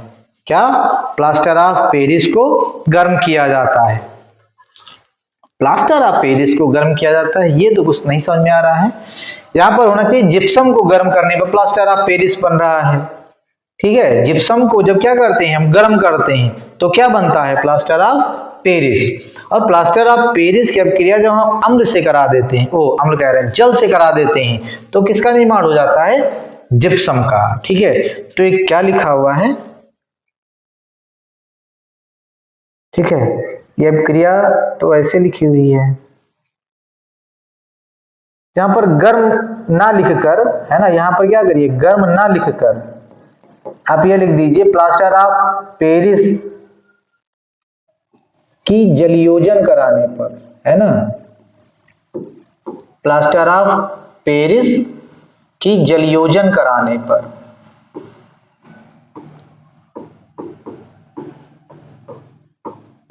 जलयोजन कराने पर, ठीक है। अब होगा ये क्या करेगा, प्लास्टर ऑफ पेरिस कुछ क्रिस्टल यानी 3/2 जल को ग्रहण करके किसमें बदल जाएगा, जिप्सम में। किसमें बदल जाएगा, जिप्सम में बदल जाएगा। किसमें बदल जाएगा, जिप्सम में बदल जाएगा। ठीक, अगला लिखा हुआ है एथेनॉल को शांत सल्फ्यूरिक अम्ल के साथ लगभग 443 केल्विन पर गर्म किया जाए तो क्या बनेगा। ठीक है भाई, यहां पर क्या होता है, एथेनॉल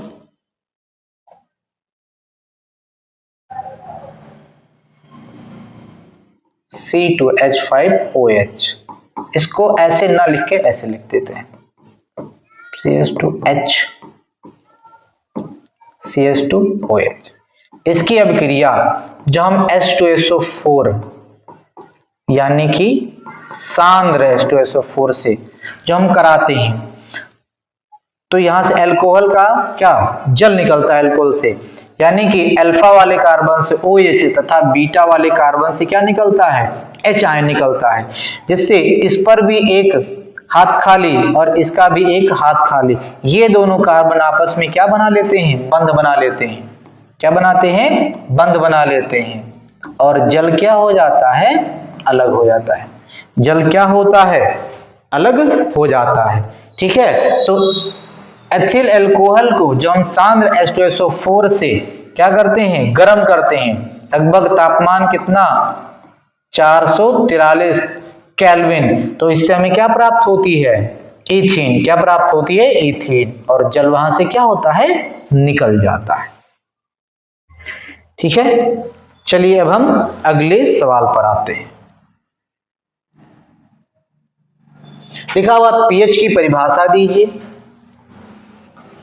इसका हाइड्रोजन आयन सांद्रण से क्या संबंध है, पीएच मूल्य क्या होता है, हमारे दैनिक जीवन में इसका महत्व क्या है ना, ये सवाल दिया गया है। या दैनिक जीवन में पीएच पर क्या करिए, टिप्पणी लिखिए, है ना। ये सवाल लगातार आते रहे हैं, तो इसको क्या करिएगा, इंपॉर्टेंट टिक मार करके याद कर लीजिएगा। चलिए उत्तर पर आते, लिखा हुआ है पीएच अम्लों एवं क्षारकों के जलीय विलयन में हाइड्रोजन आयन की सांद्रता मापने की क्या है, इकाई है।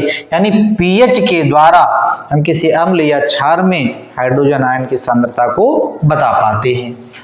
किसी विलयन का पीएच मान उसमें उपस्थित हाइड्रोजन आयन सांद्रण के व्युत्क्रम का क्या होता है, लघुगणक। लघुगणक का मतलब लॉगरिथम।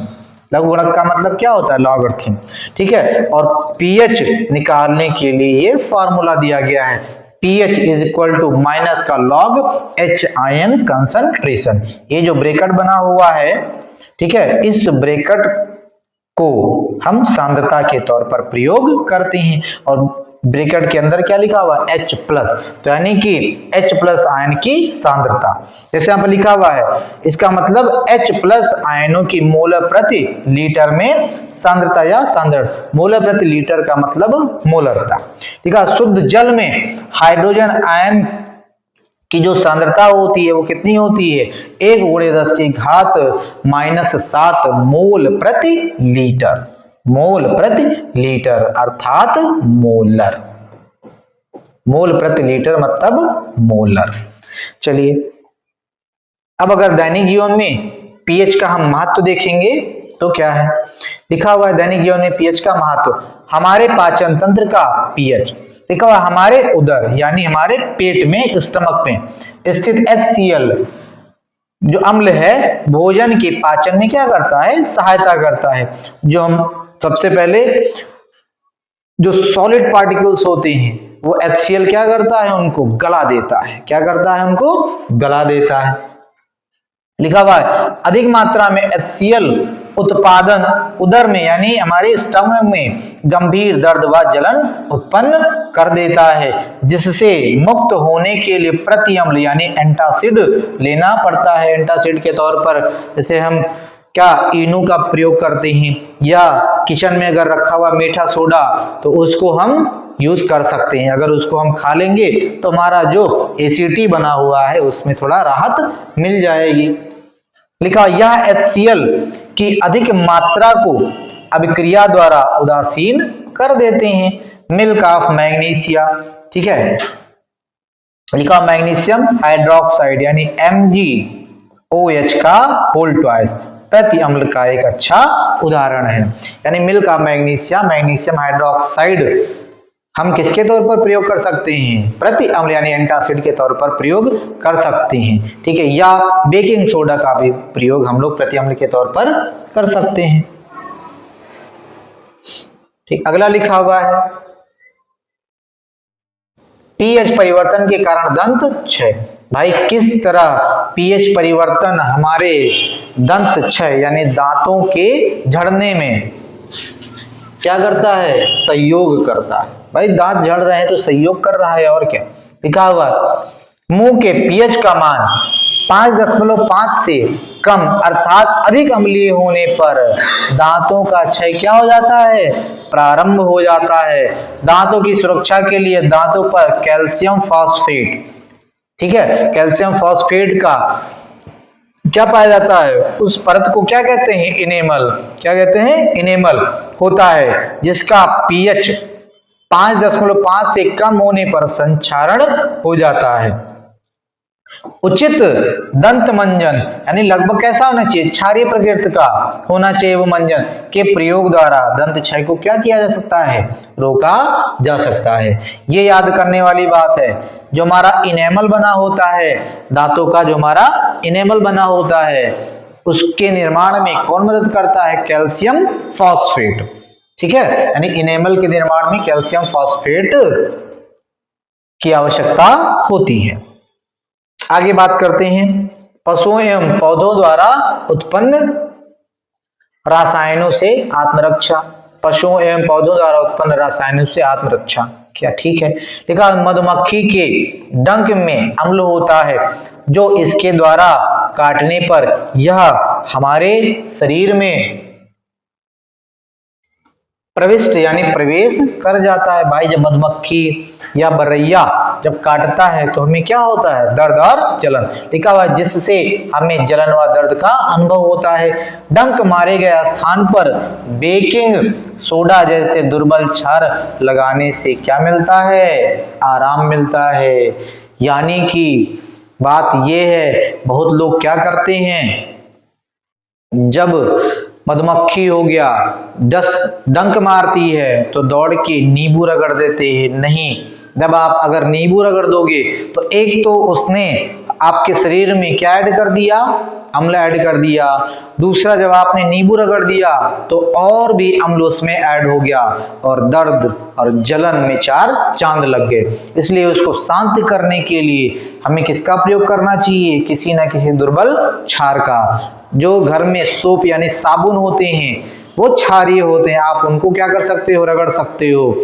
या आप घर में अगर बेकिंग सोडा है तो उसको उस स्थान पर क्या कर सकते हो, रगड़ सकते हो। जलन और दर्द में क्या हो जाएगा, आराम हो जाएगा। इसी प्रकार बहुत से ऐसे जंतु होते हैं जिससे हम उचित उपचार द्वारा आत्मरक्षा कर सकते हैं, ठीक है। आगे लिखा हुआ पौधों में पीएच, कई पौधों से हानिकारक अम्लों का स्राव होता है, जैसे नेटल, ठीक है, जैसे नेटल, ये इसकी पत्ती में छोटे छोटे कांटे होते हैं, ये खासकर हिमालयी रीजन में पाया जाता है, ठीक है। इसको संभवतः बिच्छुक डंक या बिच्छुक बुटीक करके कुछ ऐसे कहा जाता है, नाम नहीं याद आ रहा है, लेकिन ये हिमालयी रीजन में पाए जाते हैं। इनके पत्तियों पर छोटे छोटे डंक होते हैं, ठीक है, जो ये क्या करते हैं, अगर कोई आसपास इसके पास जाता है तो ये उसके अंदर या उस जानवर के अंदर या उस इंसान के अंदर क्या करता है, एक विशेष प्रकार का रसायन प्रवेश कर देता है। देखा, एक शाकीय पौधा है, इसके पत्तों में डंक नुमा बाल होते हैं जो जंतु के शरीर में छू जाने पर डंक जैसा दर्द देते हैं। लिखा हुआ रीजन क्या है, क्योंकि इसके बालों में कौन सा अम्ल होता है, मेथेनोइक अम्ल होता है, जो क्या करेगा, उस शरीर में, उस जंतु के शरीर में स्राव कर देगा। इससे उत्पन्न दर्द को दूर करने के लिए डाक के पौधे के पत्ते रगड़ कर क्या कर दो, डाक का एक पौधा होता है उसके पत्ते को रगड़ दो, जिससे हमें क्या मिल जाएगा, आराम मिल जाएगा, या उस शरीर को आराम मिल जाएगा। चलिए हम अगले सवाल के बारे में बात करते हैं। लिखा हुआ है आप कैसे बनाएंगे, वही क्या होता है जब प्रकार से है सवाल, ठीक है। सोडियम सल्फेट से सोडियम कार्बोनेट, यानी कि Na2SO4 से हमें क्या बनाना है, सोडियम कार्बोनेट, Na2CO3। अगला लिखा हुआ है बुझे हुए चूने से हमें क्या बनाना है, ब्लीचिंग पाउडर, या बुझे हुए चूने को शुष्क चूना की अभिक्रिया शुष्क क्लोरीन गैस से कराई जाती है तो क्या होता है। उत्तर लिखा हुआ है सोडियम सल्फेट को कार्बन तथा चूना पत्थर यानी कैल्शियम कार्बोनेट के साथ गर्म करने पर हमें क्या प्राप्त हो जाता है? Sodium carbonate. क्या प्राप्त होता है? Sodium carbonate. और कौन सी गैस निकलती है? Carbon dioxide. यहां पर साथ में ठीक है लिखा हुआ। जब हम सोडियम सल्फेट को कार्बन की उपस्थिति में गर्म करते हैं तो सबसे पहले क्या बनता है? Sodium sulphide. और कौन सी गैस निकलेगी? Carbon dioxide. कौन सी गैस? Carbon dioxide. फिर इस सोडियम सल्फाइड की अपक्रिया कैल्शियम कार्बोनेट से करा देने पर हमें क्या प्राप्त हो जाता है? Sodium carbonate. और जो कैल्शियम होता है ये अपने सल्फाइड में परिवर्तित हो जाता है। अगला लिखा हुआ है शुष्क बुझे हुए चूने या सिर्फ बुझा हुआ चूना पर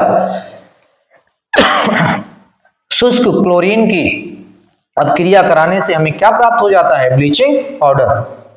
ये अपक्रिया इंपॉर्टेंट है, इसको याद कर सकते हैं। लिखा हुआ है बुझा हुआ चूना यानी कैल्शियम हाइड्रोक्साइड की अपक्रिया हम किससे करा दें? क्लोरीन से। किससे करा दें? क्लोरीन से। हमें क्या प्राप्त हो जाता है? ब्लीचिंग पाउडर यानी CaOCl2। और साथ ही साथ क्या बनता है? जल बनता है।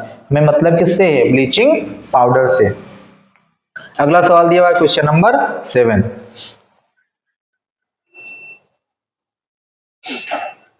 लिखा हुआ है भाई क्या होता है जब सोडियम बाइकार्बोनेट या खाने का सोडा इसको जब गर्म किया जाता है तो क्या होता है? विरंजक चूर्ण की अपक्रिया तनु सल्फ्यूरिक अम्ल से कराते हैं तो, या विरंजक चूर्ण की अपक्रिया क्लोरीन से। अभी पीछे पढ़ चुके हैं। अगला है सोडियम ऑक्साइड को जल में घोला जाता है। तीनों अपक्रिया हम बात करते हैं। इस तरीके से सवाल क्या होते हैं? इंपॉर्टेंट। तो इसको जरूर टिक मार्क कर लीजिएगा। लिखा हुआ है सोडियम कार्बोनेट पहले में जब सोडियम बाइकार्बोनेट की को क्या कर देंगे हम? जब गर्म कर देंगे तो क्या बनेगा? सोडियम कार्बोनेट तथा कार्बन डाइऑक्साइड गैस क्या होती है? रिलीज होती है, निकलती। यानी सोडियम बाइकार्बोनेट को जो हम गर्म करते हैं, ये जो डेल्टा का सिंबल जो बना होता है अर्थात इसका मतलब होता है गर्म करना यानी हीट। तो किसका निर्माण होता है? Sodium carbonate. और कौन सी गैस रिलीज होती है? Carbon dioxide. साथ ही साथ जल बनता है। अगला लिखा हुआ है जब विरंजक चूर्ण की क्रिया किससे करा देते हैं हम? तनु सल्फ्यूरिक अम्ल से। या विरंजक चूर्ण से क्लोरीन गैस कैसे बनाएंगे? लिखा हुआ है विरंजक चूर्ण में जब हम किसकी अपक्रिया कराते हैं? तनु सल्फ्यूरिक अम्ल से। तो क्या बनता है? Calcium sulphate. क्या बनेगा? Calcium sulphate. और कौन सी गैस निकलती है? Chlorine gas. कौन सी गैस? Chlorine gas. अगला है सोडियम हाइड्रोक्साइड। सोडियम यहां पर ये गलत लग गया है। अच्छा हाँ ठीक है। लिखा हुआ है सोडियम ऑक्साइड को जल में घोला जाता है तो किसका निर्माण होता है? सोडियम हाइड्रोक्साइड का निर्माण होता है। ठीक है, किसका? सोडियम। यानी सोडियम ऑक्साइड को जब जल में घोलोगे तो क्या बनेगा? सोडियम हाइड्रोक्साइड का निर्माण होता है। ठीक है, सही बात है। चले अगला क्वेश्चन हम देखते हैं क्या लिखा हुआ है। लिखा हुआ है दिए गए तथ्य को ध्यान से पढ़िए और प्रश्नों के उत्तर दीजिए। क्या लिखा हुआ है? प्रयोगशाला में प्रयोग करते समय शिक्षक ने विद्यार्थियों को 3 समूहों में विभाजित किया और उन्हें उनके पीएच का पता लगाने के लिए विभिन्न विलयन दिए। ठीक है, तथा उन्हें अम्लीय, क्षारीय और उदासीन विलयन में क्या कर दिया? वर्गीकृत कर दिया। समूह 1 में नींबू का रस, सिरका और रंगहीन वातित पेय। कोई रंगहीन पेय पदार्थ रहा होगा। समूह बी में टमाटर का रस, कॉफी, अदरक का रस ये दिया है। ठीक है, समूह सी में क्या दिया है इन्होंने? सोडियम हाइड्रोक्साइड, सोडियम क्लोराइड, चूना यानी चूने का पानी इन्होंने दिया गया है। अब कह रहा है दिए गए विलयनों के लिए किस समूह का पीएच, कोई पीएच ए है 7 से कम, बी लिखा हुआ है 7 से अधिक की संभावना है। पहला अगला लिखा हुआ है किसी विलयन का पीएच निर्धारित करने के 2 तरीके सूचीबद्ध कीजिए। ठीक है, अब इसमें बात किया जाएगा किस समूह का पीएच होगा 7 से कम और किस समूह का पीएच होगा 7 से अधिक।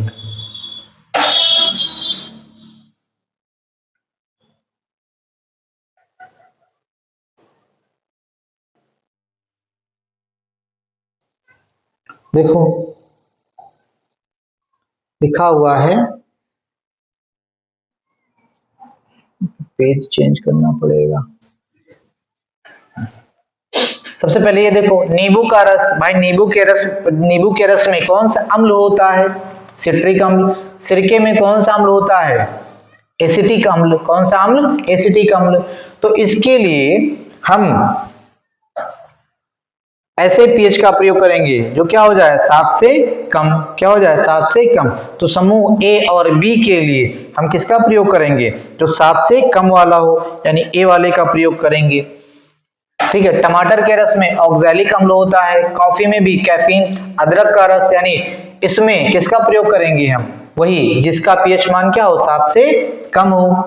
अगला लिखा हुआ है सोडियम हाइड्रोक्साइड। इसी को देखकर, क्योंकि ये क्या है? क्षार है। ठीक है, तो इसके लिए हम ऐसे पीएच का प्रयोग करेंगे जो क्या हो? 7 से अधिक हो। क्या हो जाए? 7 से अधिक,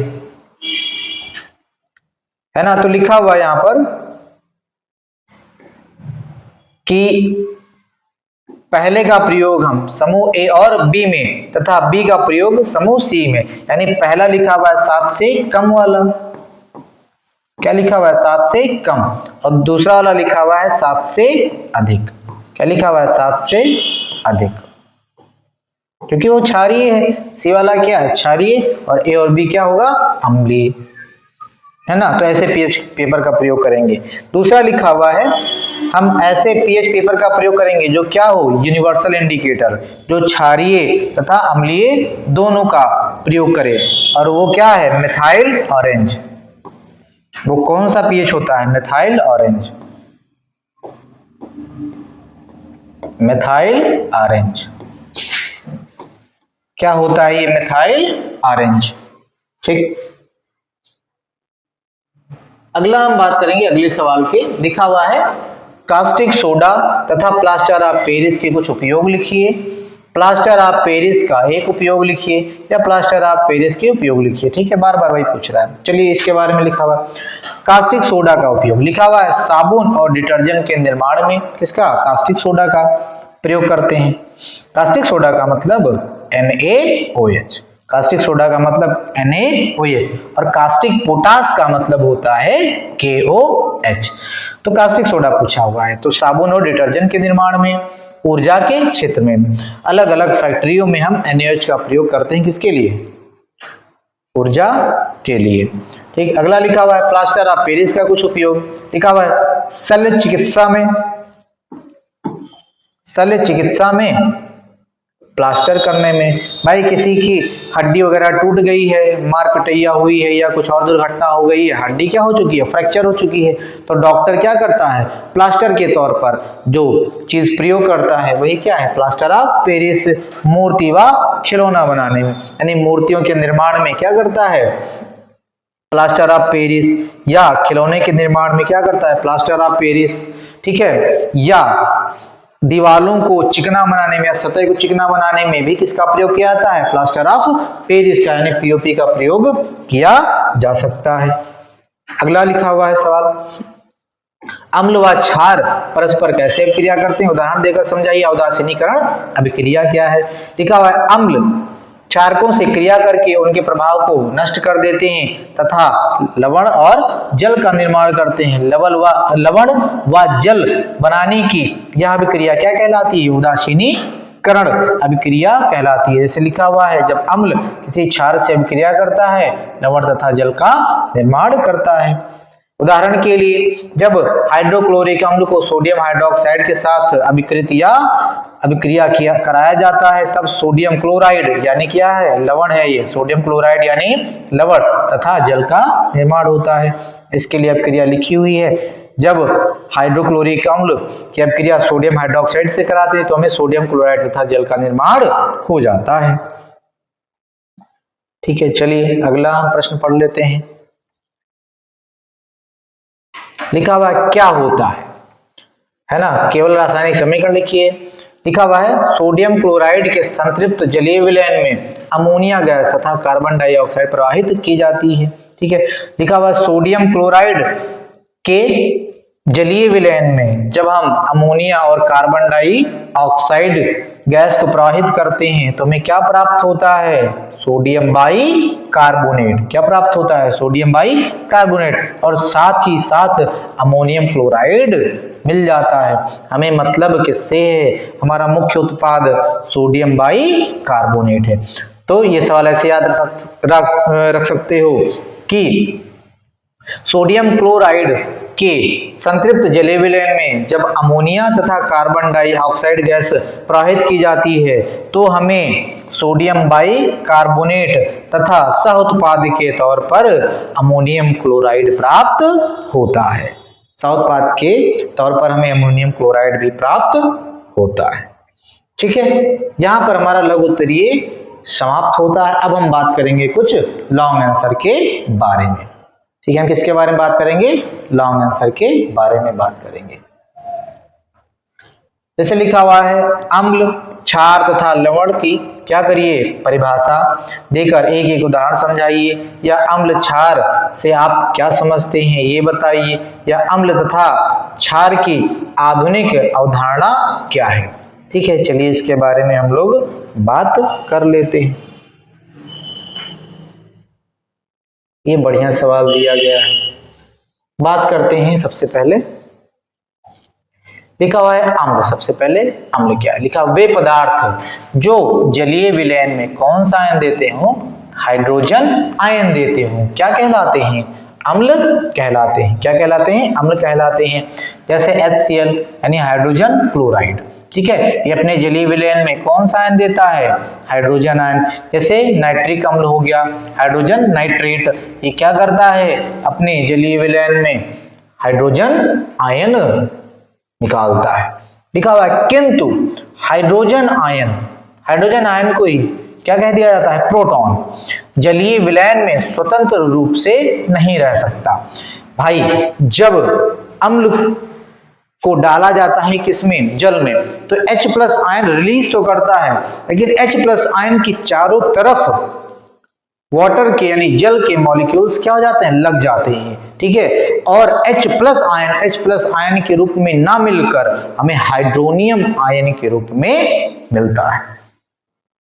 लिखा हुआ या जल के अणु से संयोग करके क्या बनाता है? हाइड्रोनियम आयन यानी H3O+ क्या करता है? का निर्माण करता है या बनाता है। लिखा हुआ है H+ जब जल के अणु से क्या करता है? क्रिया करता है। जल के अणु इसके चारों तरफ लग जाते हैं तो किसका निर्माण करते हैं? हाइड्रोनियम आयन का निर्माण करते हैं। लिखा हुआ है अतः, दूसरी परिभाषा अगर देखो, अतः वे पदार्थ जो जलीय विलयन में कौन सा आयन देते हो? हाइड्रोनियम आयन देते हो, क्या कहलाते हैं? अम्ल कहलाते हैं। जैसे HCl अपने जलीय विलयन में H+ तो ठीक है, लेकिन असल में हमें क्या मिलता है? Hydronium ion. हमें क्या मिलता है? Hydronium ion. जैसे नाइट्रिक अम्ल जल में जब घुलता है तो कौन सा आयन मिलता है हमें? हाइड्रोनियम आयन मिलता है। ठीक, चलिए हम बात करते हैं क्षार क्या है। वे यौगिक जो जलीय विलयन में हाइड्रोक्सिल आयन यानी OH- आयन देते हैं क्या कहलाते हैं? क्षार। और इसके अतिरिक्त कोई दूसरा ऋण आयन ना देते हो, क्या कहलाते हैं? क्षार कहलाते हैं। यानी वे यौगिक जो जलीय विलयन में हाइड्रोक्सिल आयन देते हैं यानी OH- आयन, इसके अलावा कोई दूसरा कोई अन्य ऋण आयन ना देते हो, क्या कहलाते हैं? क्षार कहलाते हैं। उदाहरण के लिए जैसे सोडियम हाइड्रोक्साइड, ठीक है, यहाँ पर ये क्या रिलीज कर रहा है? OH-। जैसे अमोनियम हाइड्रोक्साइड, ये क्या रिलीज कर रहा है? OH-। लिखा हुआ जलीय विलयन में हाइड्रोक्सिल आयन भी जलयोजित हो जाते हैं। वे क्षारक जो जल में घुलनशील होते हैं, ये बहुत इंपॉर्टेंट सवाल दिया गया है भाई, ये पॉइंट है, इसको अलग से लिख लेना। वे क्षारक जो जल में घुलनशील होते हैं क्या कहलाते हैं? क्षार कहलाते हैं। क्या कहलाते हैं? क्षार कहलाते हैं। यानी कि सभी क्षार क्षारक होते हैं, यानी सभी क्षार क्षारक होते हैं, लेकिन सभी क्षारक क्षार नहीं होते। क्यों? क्योंकि वही क्षारक क्षार होते हैं जो जल में घुलनशील होते हैं। ठीक है, वही क्षारक क्षार होते हैं जो जल में क्या होते हैं, घुलनशील होते हैं। जैसे क्या हो गए हमारे NaOH, जैसे क्या हो गए KOH। तो ये क्षारक तो है ही, लेकिन साथ ही साथ ये क्या है, क्षार भी है। क्यों? क्योंकि ये जल में आसानी से घुल जाते हैं। जैसे लिखा हुआ है कास्टिक सोडा यानी NaOH और कास्टिक पोटास यानी KOH। अगला हम बात करते हैं लवण क्या है। हम बात करते हैं लवण क्या है। वे पदार्थ जिनके जलीय विलयन में हाइड्रोजन आयन के अतिरिक्त कोई अन्य धन आयन तथा हाइड्रोक्सिल आयन के अतिरिक्त कोई अन्य ऋण आयन वो क्या कहलाता है, लवण कहलाता है। यानी H+ और OH- के अलावा कोई अन्य धन आयन और कोई अन्य ऋण आयन अगर उपस्थित होगा तो वो क्या कहलाएगा, लवण कहलाएगा। ठीक है, वहां पर H+ और OH ना हो। जैसे यहाँ पर लिखा हुआ जिंक सल्फेट। जिंक सल्फेट का जब जलीय विलयन या जल में डालने पर किसमें टूट जाता है, अपने जिंक आयन में और अपने सल्फेट आयन में। क्या यहाँ पर कहीं H+ और OH- दिख रहा है? नहीं दिख रहा है। ये क्या है, साल्ट है। इसी प्रकार NaCl, इसको जब तोड़ोगे तो किसमें टूटेगा, Na+ और Cl-, Na+ और Cl-। कॉपर सल्फेट को जब तोड़ोगे तो किसमें टूटेगा, ये Cu+2 में और ये सल्फेट आयन में। ठीक है, ऐसे ही पोटेशियम नाइट्रेट को तोड़ोगे K+ और NO3-। अमोनियम क्लोराइड को तोड़ोगे तो किसमें टूटेगा, NH+ और Cl-। NH+ और Cl-। यानी इन सभी में H+ और OH- की गुंजाइश नहीं है। H+ और OH- की कोई भी गुंजाइश नहीं है। अगला लिखा हुआ है हाइड्रोक्लोरिक अम्ल एक प्रबल अम्ल होता है तथा मैग्नीशियम हाइड्रोक्साइड क्या है, एक दुर्बल क्षार होता है। एक दुर्बल क्षार होता है। ठीक है, चलिए ये बात करते हैं। ये अगली स्लाइड है हमारी।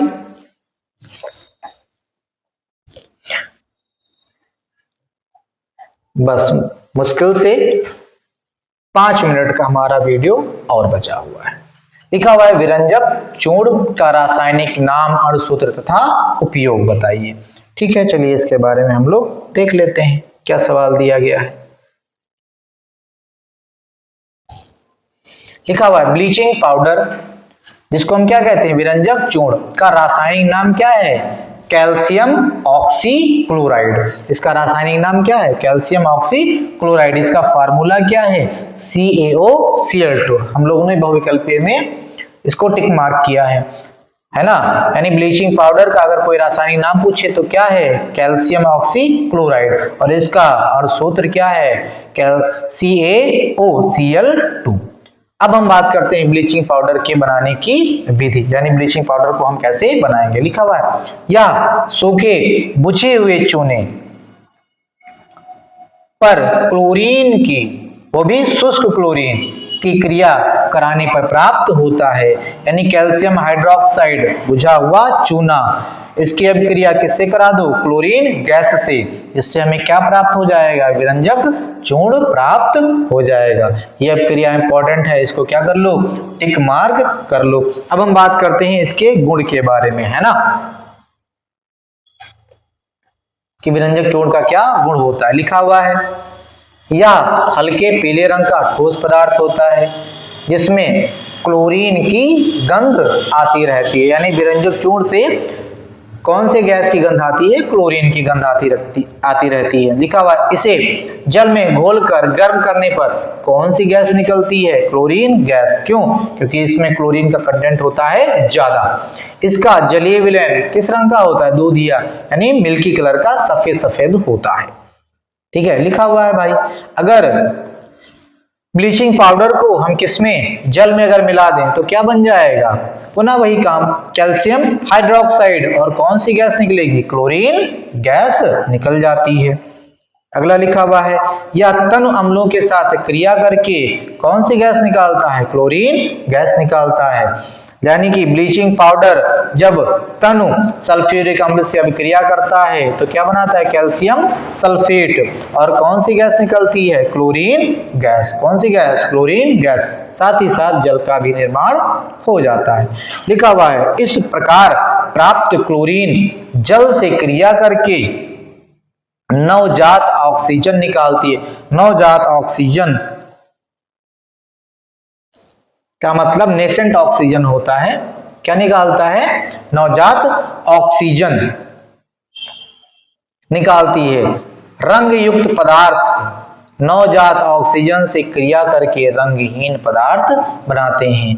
यानी कोई भी पदार्थ जो रंगीन होगा वो नेसेंट ऑक्सीजन से यानी कि नवजात ऑक्सीजन से अभिक्रिया करके क्या करता है? वो रंगहीन हो जाता है। यानी नेसेंट ऑक्सीजन, नवजात ऑक्सीजन रंगहीन पदार्थ को रंगहीन पदार्थ में बदल देता है। नवजात ऑक्सीजन रंगीन पदार्थ को रंगहीन पदार्थ में बदल देता है। अगला लिखा है, ब्लीचिंग पाउडर एसीटोन तथा अल्कोहल के साथ, यानी ब्लीचिंग पाउडर एसीटोन और अल्कोहल के साथ जल की उपस्थिति में क्रिया करके क्या बनाता है? क्लोरोफॉर्म। क्लोरोफॉर्म का फॉर्मूला क्या होता है? क्लोरोफॉर्म का फॉर्मूला CHCl3 यानी ब्लीचिंग पाउडर एसीटोन और अल्कोहल के साथ अभिक्रिया करके क्लोरोफॉर्म का निर्माण कर देता है। अब बात करते हैं ब्लीचिंग पाउडर के उपयोग की। लिखा हुआ है उपयोग, ऊन को सिकुड़ने से बचाने के लिए, ऑक्सीकारक के रूप में, क्लोरोफॉर्म बनाने में, चीनी को सफेद करने में, पेयजल को जीवाणु रहित करने में ये पढ़ चुके हैं। सूत हो गया, लकड़ी की लुगदी आदि का रंग उड़ाने में विरंजक चूर्ण का प्रयोग किया जाता है। ठीक है, ये विरंजक चूर्ण का क्या हो गया? प्रयोग हो गया। अगला सवाल है कि बेकिंग पाउडर का रासायनिक नाम, अणुसूत्र, इसका बनाने की विधि, कुछ दो भौतिक गुणधर्म, कुछ रासायनिक गुणधर्म और इसका उपयोग हमें बताना है। चलिए पढ़ लेते हैं बेकिंग पाउडर। लिखा हुआ बेकिंग पाउडर का रासायनिक नाम क्या होता है? सोडियम बाइकार्बोनेट तथा इसका अणुसूत्र क्या होता है? NaHCO3 होता है। अब अगर इसके बनाने की विधि के बारे में बात किया जाए, लिखा हुआ है, या सोडियम हाइड्रोक्साइड के सांद्र विलयन में अधिक मात्रा में कार्बन डाइऑक्साइड गैस प्रवाहित करने पर प्राप्त होता है। यानी कि हमें सोडियम कार्बोनेट कब प्राप्त होगा? जब सांद्र NaOH लेते हैं और उसमें हम ज्यादा मात्रा में कार्बन डाइऑक्साइड गैस प्रवाहित करते हैं, जिससे हमें क्या प्राप्त हो जाता है? सोडियम बाइकार्बोनेट प्राप्त हो जाता है। ठीक है, सोडियम बाइकार्बोनेट को हम क्या कहते हैं? बेकिंग सोडा भी कहते हैं। बेकिंग सोडा या मीठा सोडा भी कहते हैं। बेकिंग सोडा इसलिए कहते हैं क्योंकि बेकर्स की वस्तु जैसे बिस्कुट हो गया, नमकीन हो गया, है ना, इन सब चीजों को बनाने में हम बेकिंग सोडा का प्रयोग करते हैं, ब्रेड वगैरह बनाने में। अब बात करते हैं इसके गुणधर्म की। लिखा हुआ, यह एक सफेद क्रिस्टलीय जल में अल्प विलय यानी जल में बहुत कम मात्रा में घुलता है। इसका जलीय विलयन कैसा होता है? क्षारीय होता है। हम पढ़ चुके हैं, यानी इसका जो जलीय विलयन होता है वो कैसा होता है? क्षारीय। क्यों क्षारीय? भाई इसको तोड़ो, किसमें टूटेगा? Na+ बाइकार्बोनेट आयन, इसको दे दो जल का माइन, तो क्या हो गया? NaOH। क्या हो गया? NaOH, जो क्या है? प्रबल क्षार। इसका जल का H+ दे दो, क्या बन जाएगा? H2CO3, जो क्या है? ये दुर्बल अम्ल। तो प्रबल क्षार और दुर्बल अम्ल से मिलकर जो लवण बनता है वो क्या होता है? क्षारीय। क्या होता है? क्षारीय होता है। अगला लिखा हुआ है, इसको गर्म करने पर या सोडियम कार्बोनेट क्या है धावन सोडा में टूट जाता है तथा कार्बन डाइऑक्साइड गैस निकलती है। ठीक है, यानी कि जब इसको हम गर्म करते हैं तो किसमें सोडियम कार्बोनेट यानी धावन सोडा तथा कौन सी गैस कार्बन डाइऑक्साइड गैस में टूट जाता है। अगला लिखा हुआ है या तन अम्लों के साथ अपक्रिया करके लवण जल तथा कार्बन डाइऑक्साइड गैस बनाता है। ठीक, बात कर लेते हैं, देखते हैं। यानी सोडियम बाइकार्बोनेट अम्ल के साथ अपक्रिया करके लवण जल तथा कार्बन डाइऑक्साइड, भाई कोई भी धातु कार्बोनेट जब अम्ल से अभिक्रिया करता है तो अपना संबंधित लवण कार्बन डाइऑक्साइड तथा जल बनाता है। यहाँ पर सोडियम बाइकार्बोनेट जब सल्फ्यूरिक अम्ल से अभिक्रिया करता है तो सल्फ्यूरिक जो सल्फेट आयन वाला लवण बनाएगा यानी सोडियम सल्फेट कौन सी गैस कार्बन डाइऑक्साइड तथा जल का निर्माण करता है। चलिए अगले सवाल के बारे में हम बात कर लेते हैं। लिखा हुआ है धावन सोडा बनाने की विधि लिखिए। इसकी बेरियम क्लोराइड तथा सल्फर डाइऑक्साइड के साथ होने वाली अभिक्रिया के रासायनिक समीकरण भी लिखिए या धावन सोडा बनाने का रासायनिक समीकरण तथा इसका उपयोग भी लिखिए। चलिए बात कर लेते हैं हम धावन सोडा के बारे में। लिखा हुआ है धावन सोडा का रासायनिक नाम क्या होता है सोडियम कार्बोनेट। क्या होता है सोडियम कार्बोनेट। व इसका जो अणु सूत्र होता है क्या होता है Na2CO3 और जल का कितना क्रिस्टल 10 क्रिस्टल लगा होता है यानी जल के 10 अणु इसके साथ जुड़े होते हैं। ठीक है, चलिए हम आगे बात कर लेते हैं। लिखा हुआ है कास्टिक सोडा यानी KOH के सांद्र विलयन में कार्बन डाइऑक्साइड गैस प्रवाहित करने पर सोडियम कार्बोनेट का विलयन प्राप्त होता है जिसका वाष्पन करने पर सोडियम कार्बोनेट के क्रिस्टल प्राप्त हो जाते हैं। यानी कि कास्टिक सोडा का अगर हम कार्बन डाइऑक्साइड से अभिक्रिया करा दें तो हमें क्या प्राप्त हो जाएगा सोडियम कार्बोनेट तथा जल।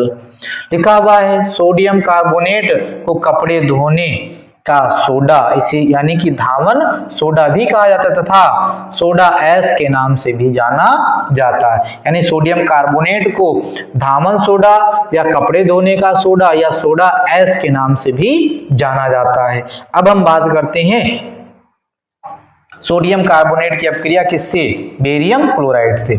सोडियम कार्बोनेट जब बेरियम क्लोराइड से अपक्रिया करता है तो बेरियम कार्बोनेट का अवक्षेप देता है। किसका अवक्षेप देता है बेरियम कार्बोनेट का अवक्षेप देता है।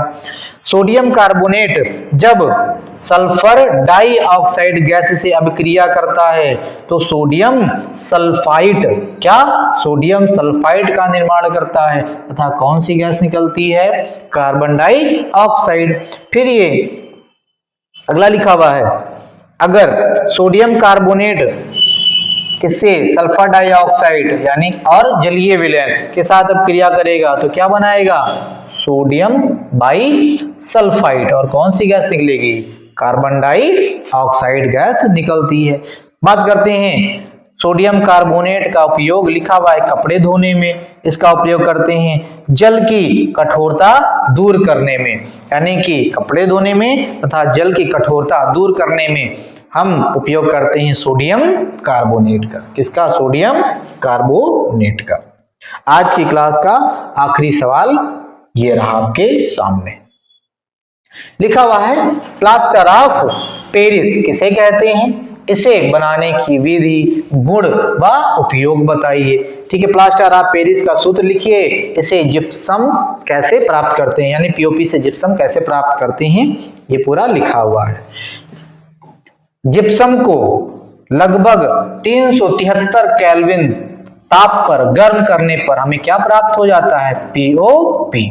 क्या प्राप्त होता है पीओपी यानी प्लास्टर ऑफ पेरिस लिखा हुआ है। यानी प्लास्टर ऑफ पेरिस के साथ कितने जल के क्रिस्टल हैं 2 जल के क्रिस्टल हैं। अगर इसको 373 केल्विन ताप पर क्या कर देंगे गर्म कर देंगे तो किसमें बदल जाएगा, पीओपी यानी प्लास्टर ऑफ पेरिस में बदल जाएगा। और कितने जल के अणु बाहर निकल जाएंगे, लगभग 1.5 यानी 3/2 जल के अणु क्या हो जाएंगे, बाहर हो जाएंगे। ठीक है, यानी कि जिप्सम किसमें बदल जाएगा, पीओपी प्लास्टर ऑफ पेरिस में। अगर इसके गुणधर्म की बात करें, लिखा हुआ है प्लास्टर ऑफ पेरिस सफेद रंग का चूर्ण है जो 373 केल्विन उच्च ताप पर गर्म करने पर किसमें, कैल्शियम सल्फेट में बदल जाता है। किसमें बदल जाता है, कैल्शियम सल्फेट में बदल जाता है। यहां पर 3/2 लिख दो। ठीक है, calcium sulphate plaster of Paris सफेद रंग का 303 है ना, तो यहां पर कुछ गलत लिख गया है भाई। ठीक है, यहां पर ये जो ब्रैकेट है इसको हटा के यहाँ पर 3/2 लिख दो। अब ये क्या बन गया, पीओपी।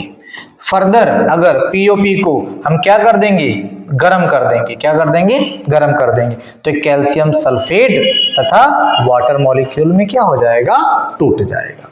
ठीक है, अगला है, अगला सवाल दिया गया है, सवाल क्या, अगला पॉइंट दिया गया है, प्लास्टर ऑफ पेरिस की जल से क्रिया कराने पर ऊष्मा उत्पन्न होती है और वह शीघ्रता से किसमें बदल जाता है, जिप्सम में बदलकर जम जाता है। इस क्रिया को प्लास्टर ऑफ पेरिस का जमना भी कहते हैं। यानी कि जब पीओपी की अभिक्रिया हम किससे करा दें, जल से करा दें। किससे करा दें, जल से करा दें, तो किसमें बदल जाता है, जिप्सम में बदल जाता है। और जिप्सम क्या है, सफेद रंग का एक ठोस पदार्थ होता है।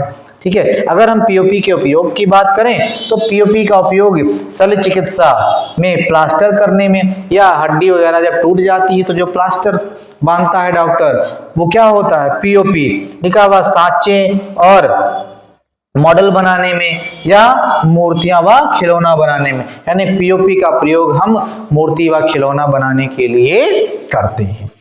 ठीक है, तो आज हम लोगों ने पढ़ा ये पूरा अध्याय अम्ल, क्षार तथा लवण। इसी की तरह हम विज्ञान के सभी अध्याय को विद्या क्वेश्चन बैंक के माध्यम से एक एक करके पढ़ेंगे। आप लोग बने रहिएगा, हम पूरे के पूरे वीडियोस कॉन्टिन्यूअस लाते रहेंगे। ठीक है, और आप रिवीजन के तौर पर इसका प्रयोग करते चलिएगा। अब आलस छोड़ दीजिए और लगातार पढ़ना शुरू कर दीजिए। तब बस कुछ चंद ही दिन बचे हुए हैं, बोर्ड एग्जाम आने वाला है। ठीक है, तो आखिरी में एक अपने कोट के माध्यम से हम इस वीडियो को संपन्न करना चाहेंगे। ठीक है, तू कर जतन ना डर पतन से, पग सतत बढ़ाए चलता जा। तू कर जतन ना डर पतन से, पग सतत बढ़ाए चलता जा।